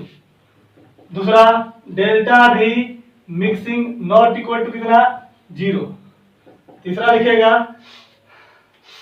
The magnitude of interaction between the solute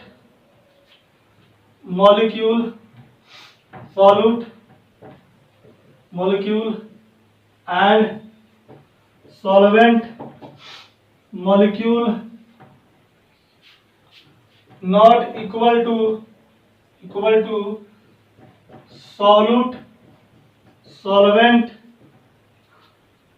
interaction. आई बात समझ में?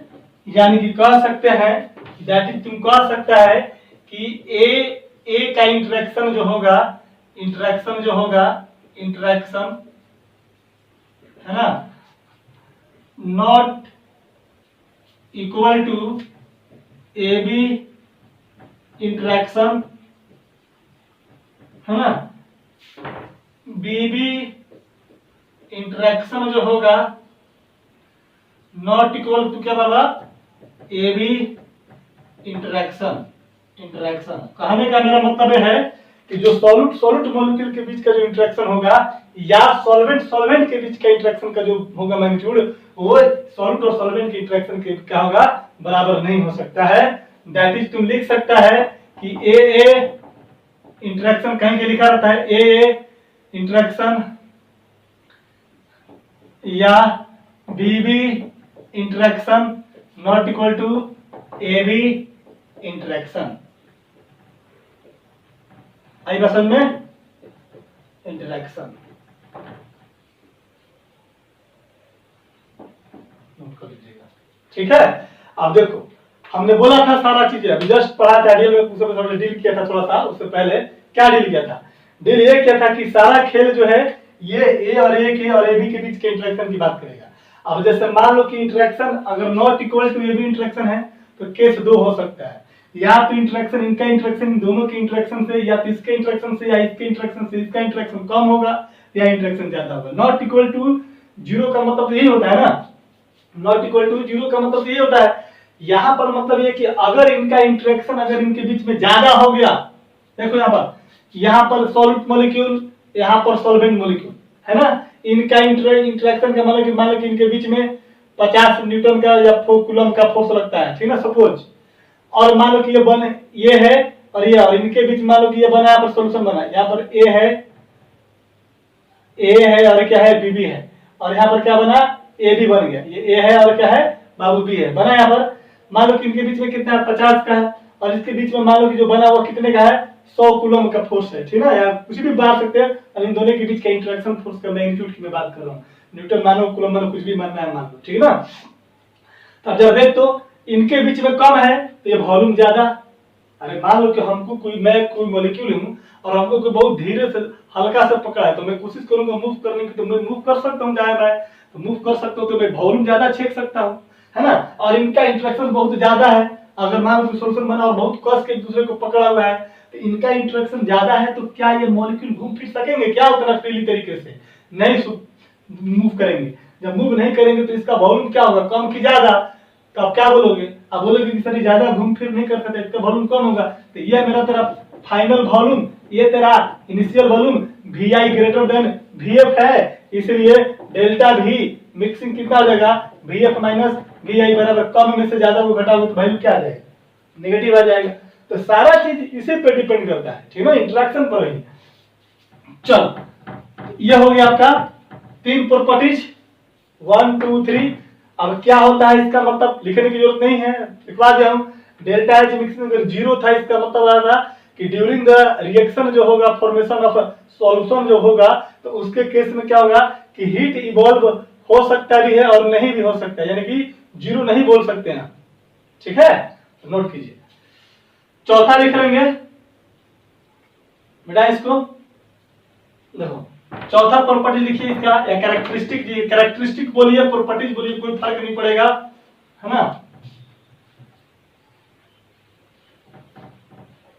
चौथा प्रॉपर्टी लिखिएगा, चौथा, दे डू नॉट फॉलो या ओबे क्या बाबू, रॉल्स लॉ। पांचवा लिखिएगा, the vapour pressure of solution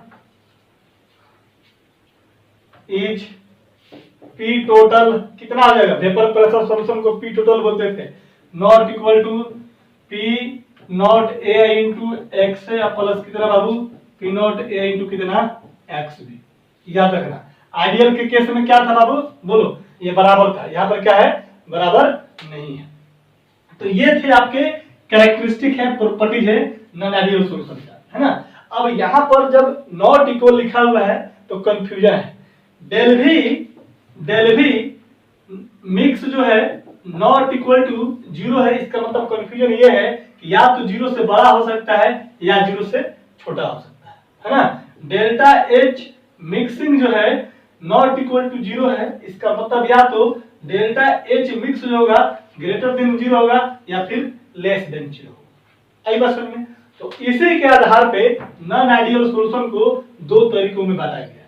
लिखेंगे classification of non ideal solution, यहाँ पे लिखना classification of non ideal solution, और नॉन आइडियल सॉल्यूशन यहाँ पे लिखना, यहाँ कर देता हूं मैं,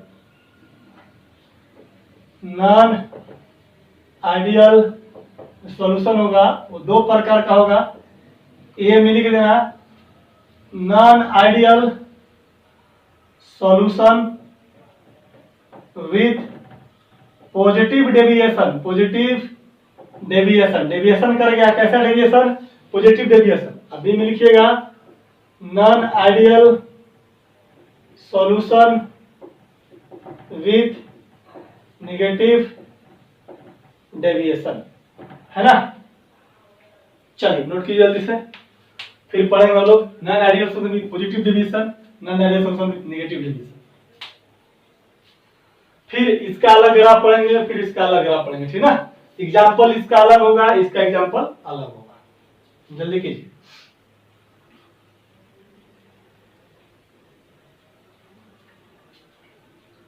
हो गया, देखो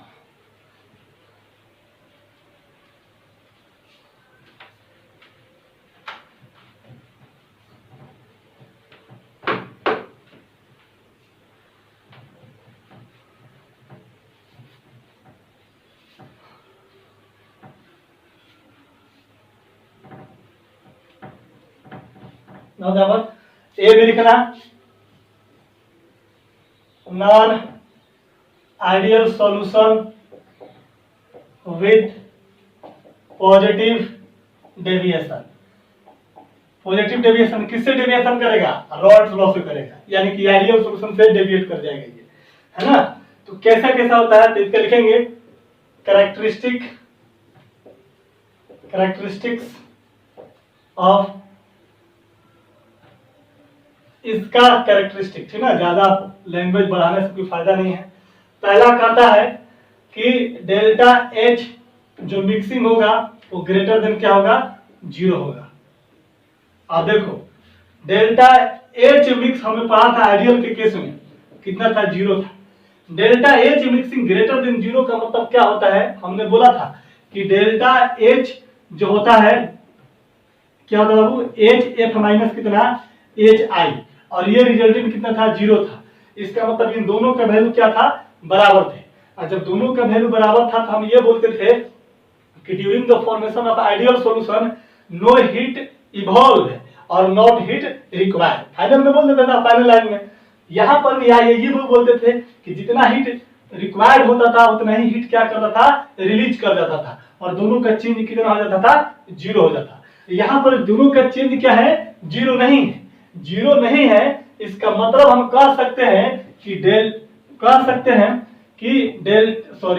एच एफ फाइनल क्या होगा, ग्रेटर देन क्या होगा, एच एफ एच इनिशियल होगा। यानी कि जो हीट जो होगा सॉल्यूशन बनने के बाद जो निकला होगा वो हीट रिक्वायरमेंट से क्या है, ज्यादा होगा। और ये तभी ज्यादा हो सकता है जब कह सकते हैं कि ए का इंटरेक्शन या बीबी का जो इंटरेक्शन होगा, है ना, वो क्या होगा मेरा, ए बी के इंटरेक्शन से क्या होगा, कम होगा। बोल सकते हैं, नहीं होगा। यानी कि हम लोग ये बात तो बोल सकते हैं अब डेल्टा एच मिक्स के जीरो का मतलब वहां इंटरेक्शन के मतलब वॉल्यूम में काम करेगा, है ना, उसके लिए कुछ नहीं है। याद देखो एक बात याद रखना है यहाँ पर कि यहाँ पर delta H mixing greater than zero का मतलब कि यहाँ पर डेल्टा एच मिक्सिंग का वैल्यू जीरो नहीं है, ये जीरो से बड़ा होगा। जीरो से तभी बड़ा होगा जो फाइनल अमाउंट ऑफ हीट जो रिलीज होने वाला है वो initial amount of heat requirement से क्या होगा, ज्यादा होगा। नहीं बस समझ में। तो यहाँ पर हम इस चीज को लिख सकते हैं ऐसे कि delta H mixing greater than zero, it means हम कह सकते हैं, क्या कह सकते हैं बोलो, the amount of heat release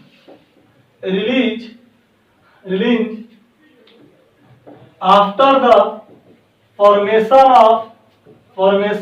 of solution is greater than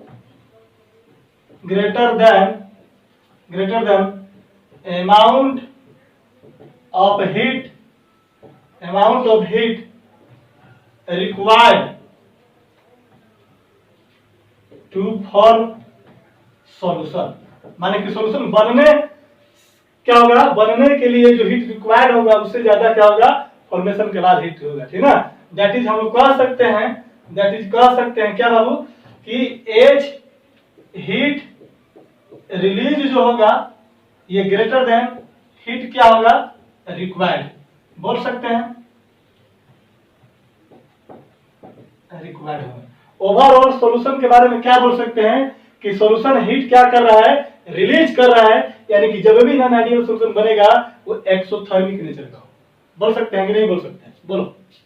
heat release कर रहा है ना। नेट रिजल्टेंट क्या है, delta H mixing greater than zero, यानी कि पॉजिटिव वैल्यू लिख सकते हैं। यानी कि तुम कह सकता है कि डेल्टा एच मिक्स का वैल्यू क्या हो जाएगा, पॉजिटिव।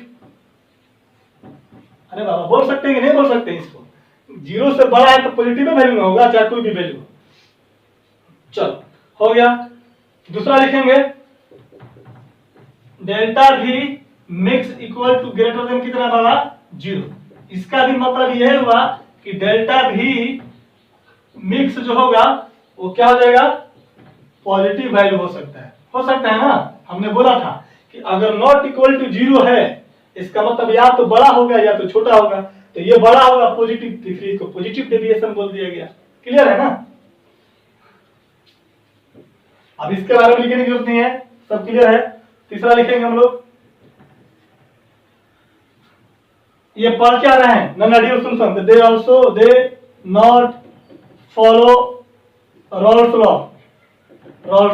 वही बात हो जाएगी, लिखने की जरूरत नहीं थी, लिख दिया अपना, कोई दिक्कत नहीं है। इसके बाद हम और भी लिख सकते हैं, इसके बारे में क्या लिख सकते हैं बोल तो। ये हो गया। फिर यहाँ पर P S not equal to क्या था, जीरो था, यहाँ पर क्या होगा, ग्रेटर होगा। तो पी एस ग्रेटर देन कितना बाबू, P nought A into X ए प्लस कितना पी नोट बी इंटू कितना एक्स बी लिख सकते हैं। पी एस का मतलब पी टोटल की बात हो रही है ना। और पांचवा क्या लिख सकता है बोल तो, द मैग्नीट्यूड ऑफ इंटरैक्शन। तो ए का इंटरेक्शन हो या बी का इंटरेक्शन हो, इनके इंटरेक्शन से इसका इंटरेक्शन क्या होगा, ज्यादा कि कम, बोलो। ये होगा, यहां पर क्या हो जाएगा बाबू, लेस देन कितना हो जाएगा, ए बी इंटरेक्शन ए बी इंटरेक्शन है ना। ए इंटरेक्शन हो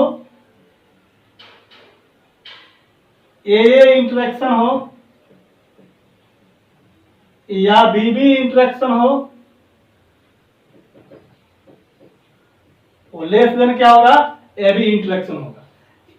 आप समझ में आ रहा है हमारा इंटरेक्शन पे वॉल्यूम पर क्या प्रभाव पड़ने वाला है, कहा गया वॉल्यूम, इस पर वॉल्यूम पर कैसे प्रभाव पड़ेगा, इंटरेक्शन कम है सॉल्यूशन में, यानी कि ये तो सॉल्यूट सॉल्यूट है या सॉल्वेंट सॉल्वेंट है, ये हमारा सॉल्यूट प्लस सॉल्वेंट है, इसमें इंटरेक्शन कम है तो मॉलिक्यूल ज्यादा फ्री होगा, मॉलिक्यूल ज्यादा फ्री होगा तो वॉल्यूम ज्यादा छेकेगा, ज्यादा वॉल्यूम में से कम को वॉल्यूम घटाएंगे तो वॉल्यूम मिक्सर क्या होगा, greater than zero, that is क्या होगा, पॉजिटिव होगा।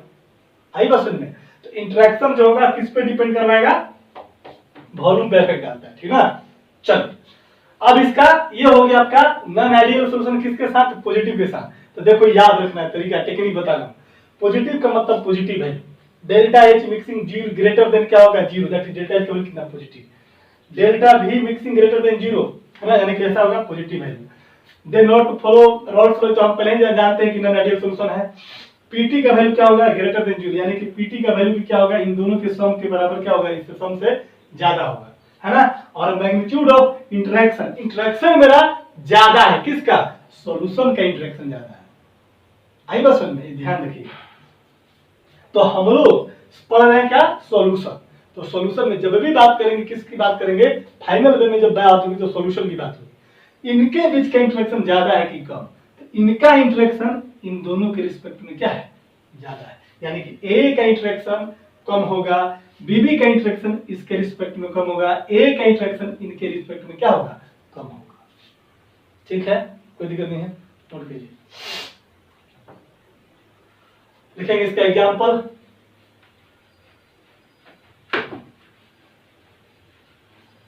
थ्योरेटिकल है, इसको याद रखिएगा, है ना। इसका ग्राफ देख लीजिए, पहले एग्जांपल लिखो, इसके बाद इसका ग्राफ देखेंगे। एग्जांपल है ना, बहुत इसका लेंदी है, याद करना, ठीक ना। मैं हर जगह से कलेक्ट कर लिया हूं, ठीक ना, कहीं से भी पूछेगा बना दोगे। लिखो 6-7 एग्जांपल है, इसको लिख लो, लिखेगा example of non ideal solution with positive deviation. कौन कौन इसका एग्जांपल है, लिखना है बस। इथेनॉल, इथेनॉल प्लस एसीटोन, है ना। दूसरा लिखिएगा बेंजीन प्लस क्या है, एसीटोन, एसीटोन। तीसरा लिखिएगा वाटर प्लस इथेनॉल, या फिर वाटर प्लस मिथेनॉल। फिर लिखिएगा कार्बन टेट्राक्लोराइड CCl4 प्लस क्या लिखिएगा, बेंजीन। फिर लिखना CCl4 प्लस टॉल्यूइन। फिर लिखना इसका एग्जांपल CCl4 प्लस क्या लिखना इसका, क्लोरोफॉर्म CHCl3, और लिखना इसका CCl4 प्लस क्या हो जाएगा आपका, एसीटोन, है ना। तो इतना एग्जांपल है। आप शुरुआत का 2-3-4 याद रखिएगा, बस कोई भी एक एग्जांपल बोर्ड में पूछेगा तो कम से कम 2 एग्जांपल लिख दीजिएगा, ठीक है ना, इतना में से। अब इतना मैं करवा दी हूँ, जितना भी क्वेश्चन पूछा हुआ क्वेश्चन में मिलेगा आपको वो सारा इसी में से रहेगा, सब फालतू नहीं जाएगा, है ना। चाहे किसी का भी एग्जाम हो, है ना, जेई का एग्जाम हो, नीट का हो, किसी का भी एग्जाम। चलो एग्जांपल भी याद रखिएगा, ये सब इंपॉर्टेंट पॉइंट है। जितना भी properties characteristic delta H mixing greater than 0 less than 0 से जितना भी सब याद रखिएगा, इक्वल टू 0 है, सब सारा का सारा इंपॉर्टेंट पॉइंट है। चलो मिटाएं, आ जाते हैं ग्राफ पर, देखेंगे हम लोग, लिखेंगे, मिटा दें इसको, लिखेंगे graph of non ideal solution.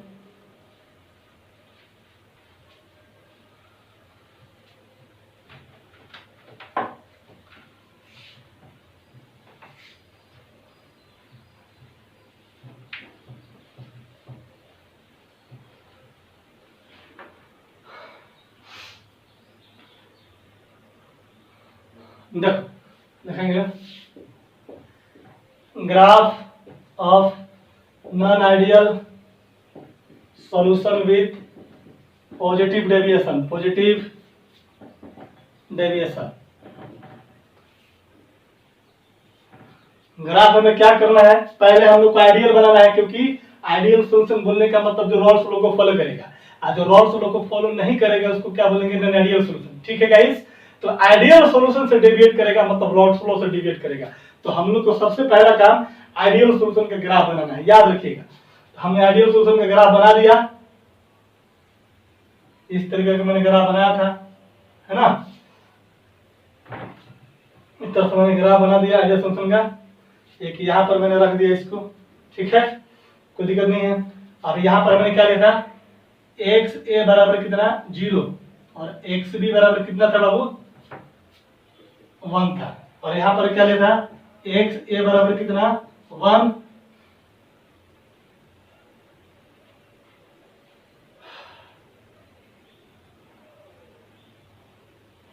ये था ना,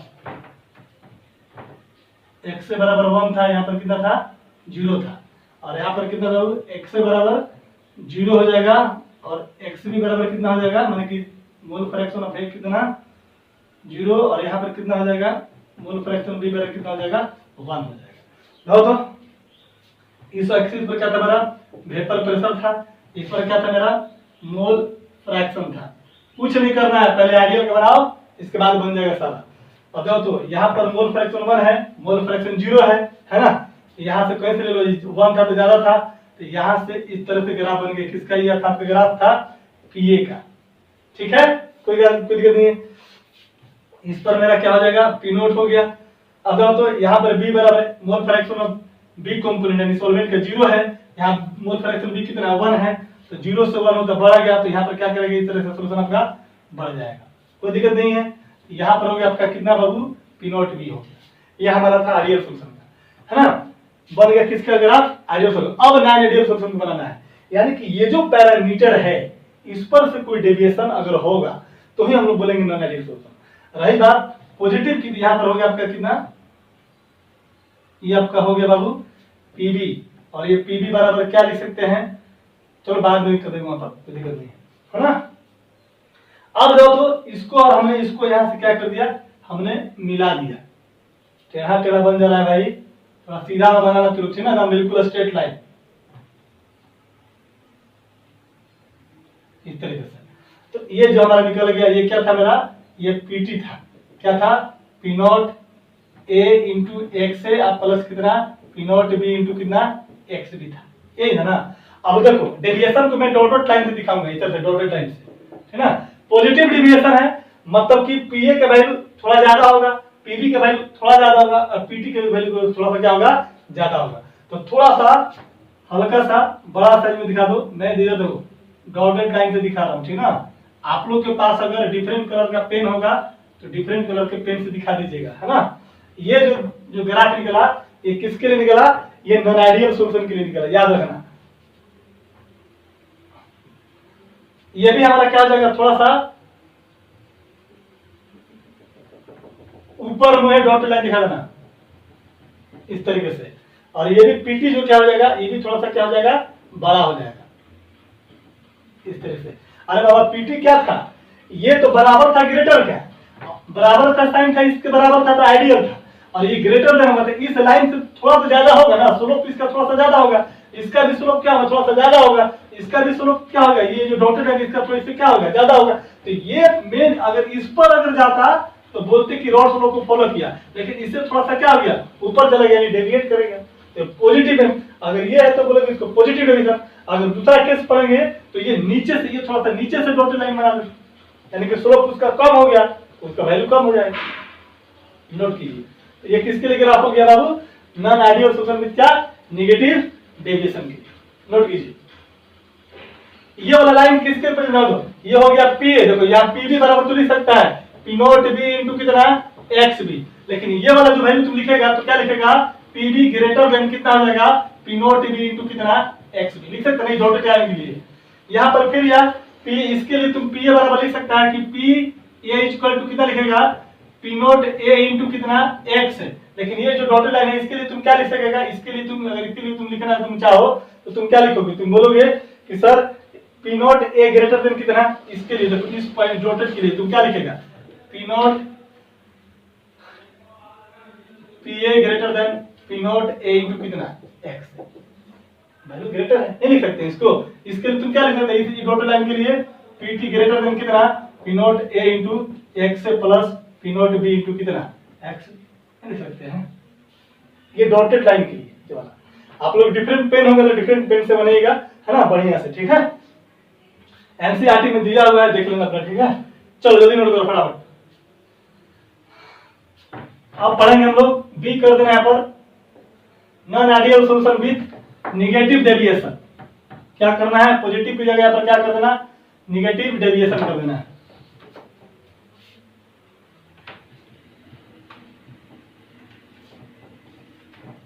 क्या करेंगे इसके लिए, बोलो। सारा चीज वही रहेगा, सेम टू सेम लिखेंगे। कैरेक्टरिस्टिक लिखो, characteristics of non ideal solution with negative deviation. बहुत जरूरी है, आगे पढ़ेंगे एजियोट्रोपिक सॉल्यूशन या एजियोट्रोप्स पढ़ेंगे तो उसमें ये बहुत काम का आएगा। एजियोट्रोपिक मिक्सचर जो होता है वो कहता है क्या कि नॉन आइडियल सॉल्यूशन होता है, ठीक है, उसी के द्वारा फॉर्म करेगा। आइडियल सॉल्यूशन के द्वारा एजियोट्रोपिक मिक्सचर नहीं होता, ये कल डिस्कस करेंगे हम लोग, ठीक ना, उसमें इन सब चीजों की जरूरत पड़ेगी आपको, ठीक है गाइस। चलो देखो, तो कैरेक्टरिस्टिक में क्या लिखेंगे, सबका वैल्यू अपोजिट कर देंगे। पॉजिटिव वाला में पॉजिटिव था, नेगेटिव में क्या नेगेटिव हो जाएगा, तो डेल्टा एच मिक्सिंग क्या हो जाएगा, less than zero. Less than zero का मतलब क्या हो गया बाबू, कि डेल्टा एच जो मिक्स होगा क्या हो जाएगा बाबू, बता तो, ये निगेटिव वैल्यू होगा, इसलिए इसको निगेटिव डेविएशन बोला। ये हमारा निगेटिव का मतलब क्या हो गया, कि फाइनल जो होगा यानी कि हीट जो रिलीज होगा वो कम रिलीज करेगा with respect to heat required. यानी कि हम लोग कह सकते हैं कि यहाँ पर ए है, यहाँ पर सॉल्यूट है, यहाँ पर बी है, और यहाँ पर ए भी अगर बनता है, इस बनता है, तो इनके लिए जो हमको हीट की जो जरूरत पड़ेगी यानी कि हीट इनिशियल जो होगा वो हीट फाइनल से क्या होगा, ये ज्यादा होगा। तभी तो फाइनल में से ज्यादा, मतलब कि कम में से ज्यादा को घटाएंगे तो निगेटिव होगा। इसका मतलब ये कह सकते हैं, इसके लिए यहाँ पर it means amount of heat required before mixing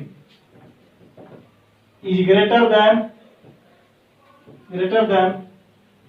amount of heat release after mixing का मतलब सॉल्यूशन जब बन जाएगा, है ना। यानी कि हम बोल सकते हैं कि HI बराबर कितना, मतलब बोल सकते हैं कि HI ग्रेटर देन कितना, HF। HI क्या है, initial amount of heat, HF क्या है, final amount of heat. Initial required heat, ये क्या है, फाइनल रिलीज हीट, है ना। तो HI जब ग्रेटर देन क्या है तो हम लिख सकते हैं कि डेल्टा H बराबर क्या लिख सकते हैं, बोल तो बाबू, तुम बोलेगा कि HF माइनस कितना HI, और HF इधर तो लेस देन है, HI ज्यादा है, तो यहाँ पर क्या हो जाएगा, बोल तो निगेटिव वैल्यू नहीं हो सकता, इसलिए डेल्टा H मिक्स जो हो जाएगा क्या हो जाएगा, निगेटिव हो जाएगा, ठीक है। चलो कोई दिक्कत नहीं है। दूसरा लिख देते हैं हम लोग, ज्यादा करेंगे, दूसरा लिखो, डेल्टा भी मिक्स कितना हो जाएगा, लेस देन जीरो। मतलब क्या हो जाएगा, बोल तो डेल्टा भी मिक्स का वैल्यू कितना आ जाएगा, निगेटिव की पॉजिटिव, निगेटिव हो जाएगा। अब क्यों निगेटिव होगा, अभी जब इंटरेक्शन पढ़ाएंगे तो इसको बता देते हैं, ठीक ना। चलो हो गया, लिख लो। तीसरा पॉइंट में लिखे ना तो छोड़ो, यहाँ पर लिखा देता हूँ, जल्दी करो।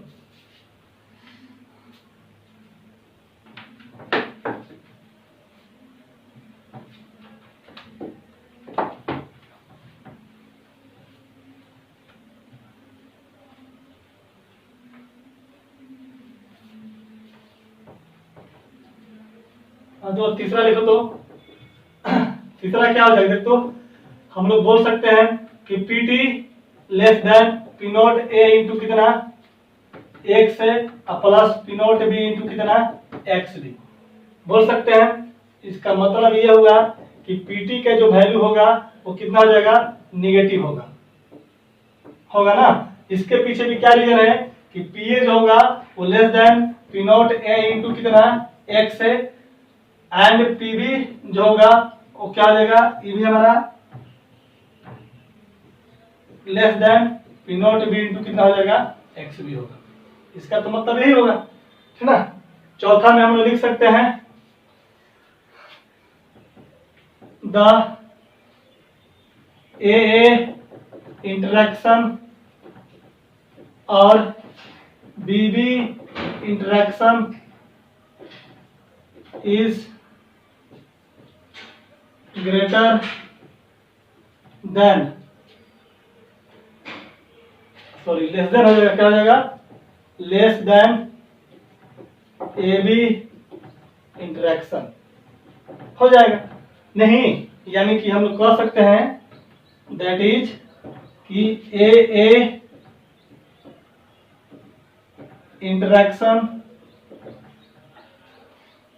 और बी बी इंटरेक्शन ये क्या हो जाएगा बाबू, ग्रेटर देन, सॉरी बार बार भूल जा रहा हूं मैं, लेस देन क्या हो जाएगा, ए बी इंटरेक्शन।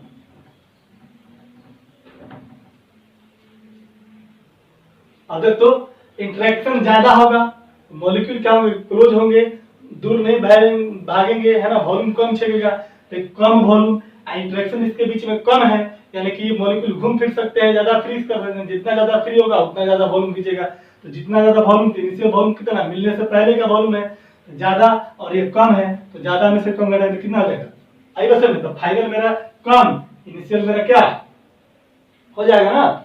तो वही चीज इसी पर मैंने बता रहा था यहाँ पर कि डेल भी मिक्स जो था वो क्या था बाबू, ये निगेटिव वैल्यू था, यानी कि लेस देन जीरो था, यानी कि क्या हो जाएगा, निगेटिव वैल्यू था। निगेटिव तब होता तो बोल सकते हैं कि भी फाइनल लेस देन कितना, भी इनिशियल। तो अगर ये कम है इसका मतलब इंटरेक्शन ज्यादा है। इंटरेक्शन ज्यादा का मतलब मॉलिक्यूल एक दूसरे पे काफी क्लोज्ड हैं और उनको क्या करेगा, इधर उधर फ्रीली नहीं छोड़ सकता है, फ्रीली नहीं छोड़ेगा तो ज्यादा घूम फिर नहीं सकता है। ज्यादा घूम फिर नहीं करेगा तो वॉल्यूम कम छेकेगा, ज्यादा वॉल्यूम नहीं छेकेगा। लेकिन इसमें इंटरेक्शन अगर ज्यादा है तो कस के पकड़े हुए है, कस के पकड़ा हुए एक दूसरे से काफी क्लोज है, तो मॉलिक्यूल उनके ज्यादा फ्री नहीं जाएंगे। ज्यादा फ्री मॉलिक्यूल नहीं जाएंगे तो ज्यादा वॉल्यूम नहीं छेकेंगे, यानी कि फाइनल का वॉल्यूम कम, इनिशियल का वॉल्यूम क्या ज्यादा, कम में से ज्यादा घटाएंगे तो वैल्यू क्या आएगा, नेगेटिव आएगा। आई बात समझ में। चलो ये हो गया चौथा। पांचवा लिखना था, लिख दो। ये भी क्या करेगा, रॉड फ्लो को फॉलो नहीं करेगा, they not follow rod flow, ठीक है। बड़ा कंफ्यूजन होता है ये पॉइंट, है ना, याद रखेगा। नॉन आइडियल सॉल्यूशन पॉजिटिव और नेगेटिव में ये वाला चीज बहुत ही इंपॉर्टेंट है। बाकी सब तो सिंपल है, नेगेटिव डेविएशन तो सबका नेगेटिव है, और ये क्या हो जाएगा, ए का बीबी का इंटरेक्शन ज्यादा हो जाएगा, किसके रिस्पेक्ट में, सॉरी कम हो जाएगा, किसके रिस्पेक्ट में, इसके रिस्पेक्ट में। तो यहाँ पर इसका जो बात निगेटिव के केस बोलना है तो मतलब इनके इंटरेक्शन क्या होगा, कम होगा, किसके रिस्पेक्ट में, सॉल्यूशन के रिस्पेक्ट में। पॉजिटिव में क्या था कि इसका इंटरेक्शन क्या था, कम था इनके रिस्पेक्ट में, ठीक है ना। चलो कोई दिक्कत नहीं, याद रखना है सब चीजें। सब ये आईपीएमटी मतलब कि 17 का 16 का 15 का इधर करंट क्वेश्चन पूछा हुआ है, ये सब चीजों से। ये वाला चॉइस और ये वाला चॉइस, ये दो बहुत पूछता है ना, ध्यान रखें। चलो लिखेंगे इसका एग्जाम्पल, लिख लो। कैरेक्टरिस्टिक हो गया, इसको लिखेंगे एग्जाम्पल, बना दें इसको। चलिए लिखिए।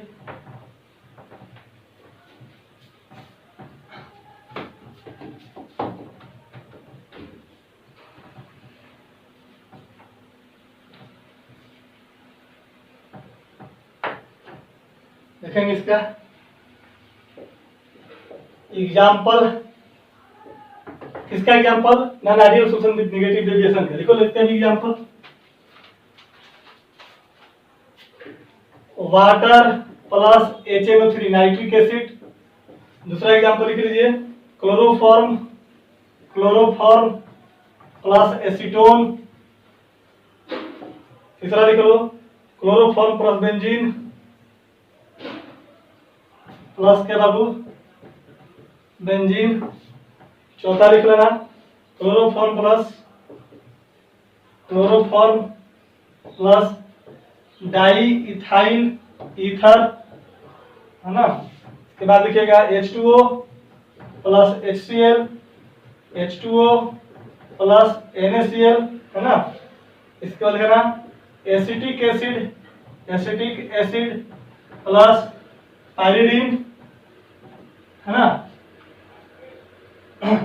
और नेक्स्ट लेना एसीटोन प्लस पायरिडीन। तो ये सारे नेगेटिव सॉल्यूशन के क्या है, मतलब कि non ideal solution with negative deviation के एग्जांपल है। याद रखिएगा इसको, और बगल में इसका ग्राफ लिख लेंगे हम लोग। देखो इधर,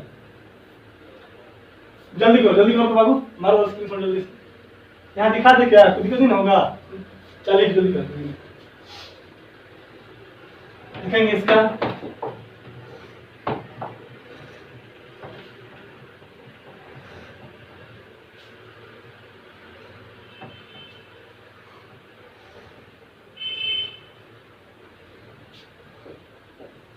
ग्राफ देख लीजिए।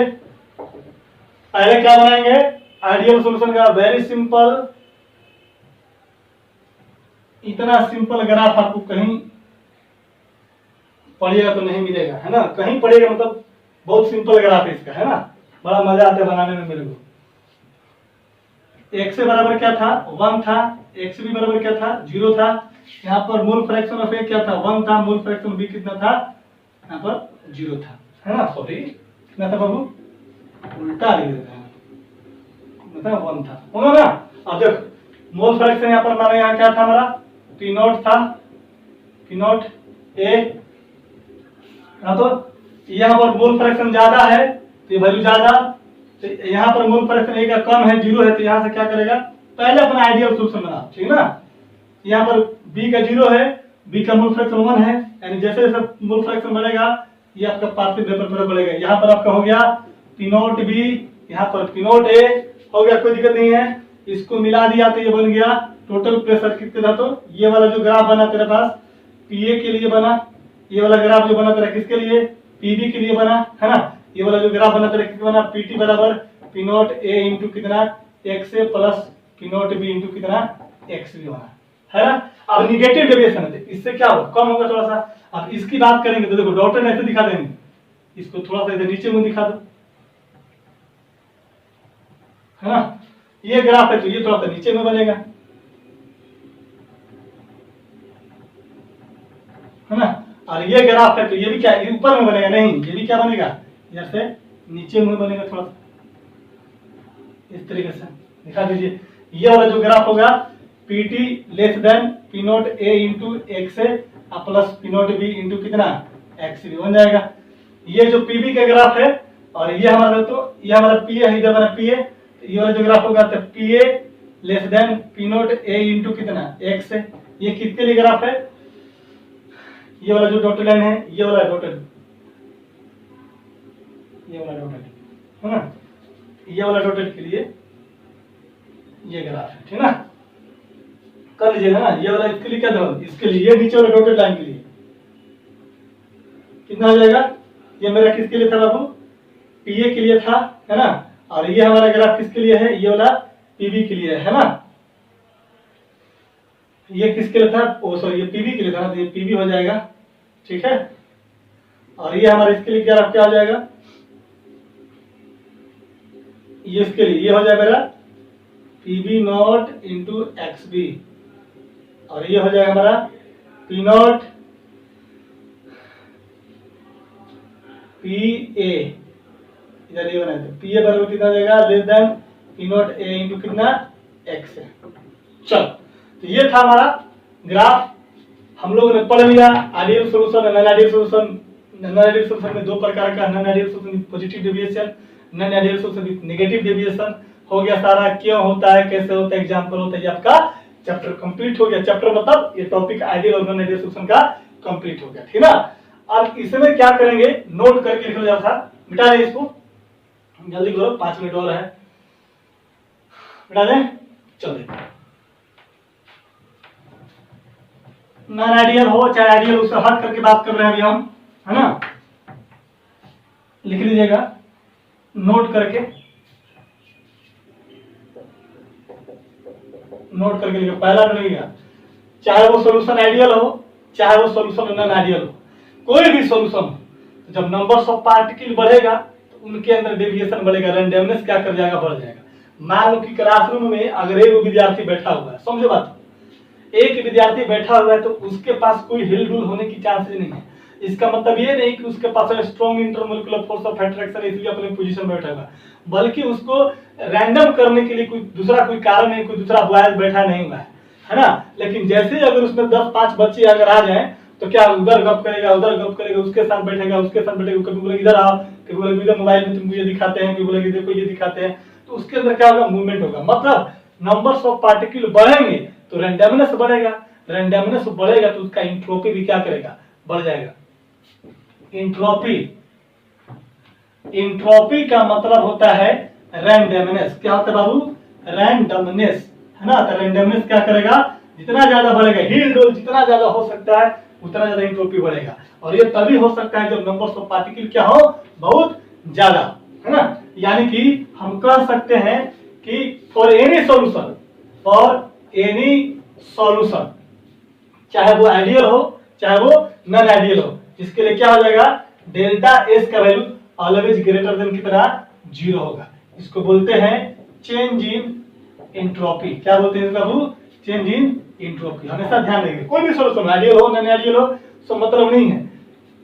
यहाँ पर है मेरे पास ए है, सॉल्यूट है, यहाँ पर क्या है, सॉल्वेंट है, दोनों मिला गया तो इसमें क्या आ गया, ए और बी। यहाँ जब दोनों अलग अलग था तो अकेला अकेले था, जब दोनों मिक्स कर गया तो इनके बीच में बॉन्ड बनेगा, इंटरेक्शन होगा, टकराएगा, रैंडमनेस बढ़ेगा तो इसका एंट्रोपी क्या कर जाएगा, बढ़ जाएगा।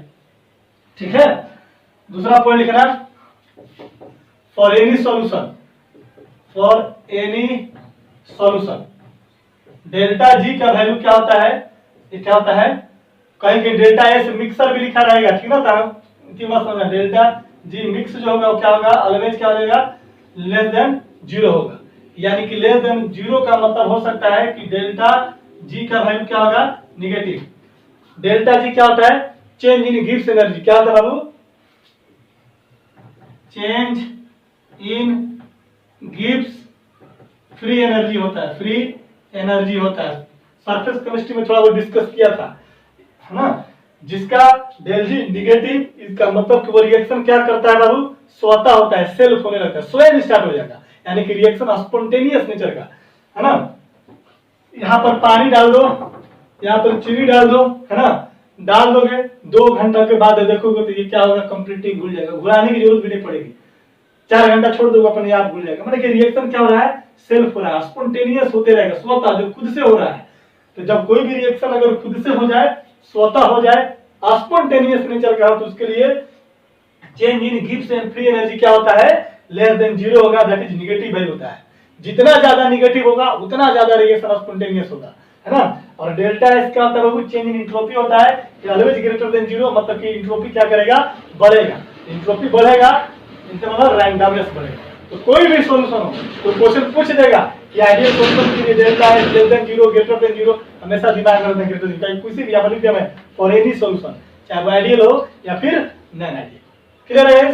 चलिए आपके लिए होमवर्क लिख लेंगे,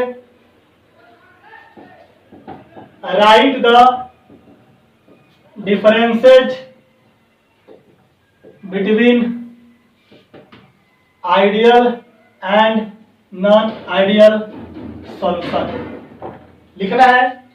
ये आपको बिहार बोर्ड के लिए बीएसईबी 2021 के लिए आने वाला एग्जाम है, is a very important question, ठीक ना। दूसरा question, right the differences between non ideal solution with positive deviation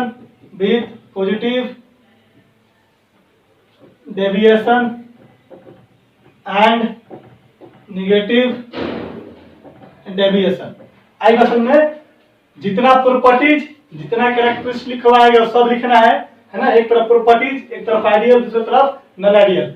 एक तरफ प्रॉपर्टीज, एक तरफ लिख देना है पॉजिटिव डेविएशन, एक तरफ नेगेटिव डेविएशन, और 2-2 एग्जांपल, ज्यादा इतना एग्जांपल नहीं, कोई 2-2 एग्जांपल देना है। पॉजिटिव डेविएशन, नेगेटिव डेविएशन का 2 एग्जांपल, आइडियल सॉल्यूशन और नॉन आइडियल सॉल्यूशन का 2 एग्जांपल, ठीक है। अब ये मत बोलना कि सर नॉन आइडियल सॉल्यूशन का आपने एग्जांपल बताया ही नहीं, ये जितना भी पॉजिटिव और नेगेटिव है इन्हीं में से कोई लिख दीजिएगा, क्योंकि ये भी तो क्या है, नॉन आइडियल सॉल्यूशन का पार्ट है ना। तो ये दोनों आपका होमवर्क रहा है ना, याद रखना ये आपका होमवर्क है, इसको पूरा करके लाइएगा, ठीक है गाइस। चलिए मन लगा के पढ़ते रहिए, है ना। रोज रोज तो मैं एक ही बात बोलता हूँ कि मन लगा के खूब पढ़िए, है ना, इधर उधर दिमाग भटकाने की जरूरत नहीं है ना। जितना भी बीएफ है, जीएफ है, सबको एकदम साइलेंट जोन में डाल दो, है ना। सबको बोला भागो यहाँ से, कोई अभी मेरे से नहीं मिलेगा, कोई मेरे से अभी बात नहीं करेगा, बिल्कुल अखंड ब्रह्मचारी बनिए, ठीक ना। अपने आप को पहचानिए, अपने अंदर की शक्ति को पहचानिए, और क्या करना है, मेहनत करना है, खूब चम करके मेहनत करना है, क्योंकि मेहनत से ही सब कुछ मिलने वाला है। आप यदि मेहनत नहीं करोगे कुछ भी दुनिया में हासिल होने वाला नहीं, क्योंकि कंपटीशन बहुत टफ हो गया भाई। पहले का कंपटीशन बहुत आसान था, पॉपुलेशन कम थे, कंपटीशन कम था, है ना। पहले उतना ज्यादा पढ़ता नहीं था, अब का बहुत लोग पढ़ने वाला, तो बहुत लोग पढ़ रहा है। पहले नीट का जो कट ऑफ था, आईआईटी का जो कट ऑफ था 25%, 30% में ऑल इंडिया टॉप करता था, आज से 15 साल 18 साल पहले वाला लड़का। और अभी जो है नीट में, पहले नीट में भी 40% या 50% बच्चा लाने वाला सिलेक्शन हो जाता था, अभी जनरल वाले बच्चों के लिए 80% मिनिमम है, 78% 80% जनरल वालों के, तब जाके क्वालिफाई करेगा, एमबीबीएस मिलेगा कि नहीं मिलेगा उसकी कोई गारंटी नहीं है, जाने। इसलिए मेरा एक ही मतलब है, जो भी पढ़िए मन लगा के पढ़िए, और हिचकिचाना नहीं है। कोई भी प्रकार की दिक्कत हो, है ना, आप आराम से पूछ सकते हैं, पर्सनल आईडी अवेलेबल है ही, अपना पूछ सकते हैं, कोई दिक्कत नहीं, ठीक है। चलिए मिलते हैं हम लोग नेक्स्ट क्लास में। नेक्स्ट क्लास में पढ़ेंगे जो टॉपिक मिक्सचर, और नेक्स्ट क्लास में हम लोग स्टार्ट करेंगे, हो सकता है कि अगर जो टॉपिक मिक्सचर खत्म हो जाए तो हम लोग स्टार्ट करेंगे कॉलिगेटिव प्रॉपर्टीज, हमारा लास्ट टॉपिक बच जाएगा, है ना। 3-4 क्लास, 4 क्लास 5 क्लास और है, इसके बाद सॉल्यूशन को छोड़ेंगे, इसके बाद पढ़ेंगे केमिकल काइनेटिक्स, इसके बाद इलेक्ट्रो स्टार्ट करेंगे, उधर ऑर्गेनिक स्टार्ट हो जाएगा आपका साथ साथ, ठीक है। जैसे इलेक्ट्रो खत्म होगा, इनऑर्गेनिक और ऑर्गेनिक दोनों साथ चलेगा, ठीक है। चलिए मिलते हैं गाइस नेक्स्ट क्लास में। Have a nice day.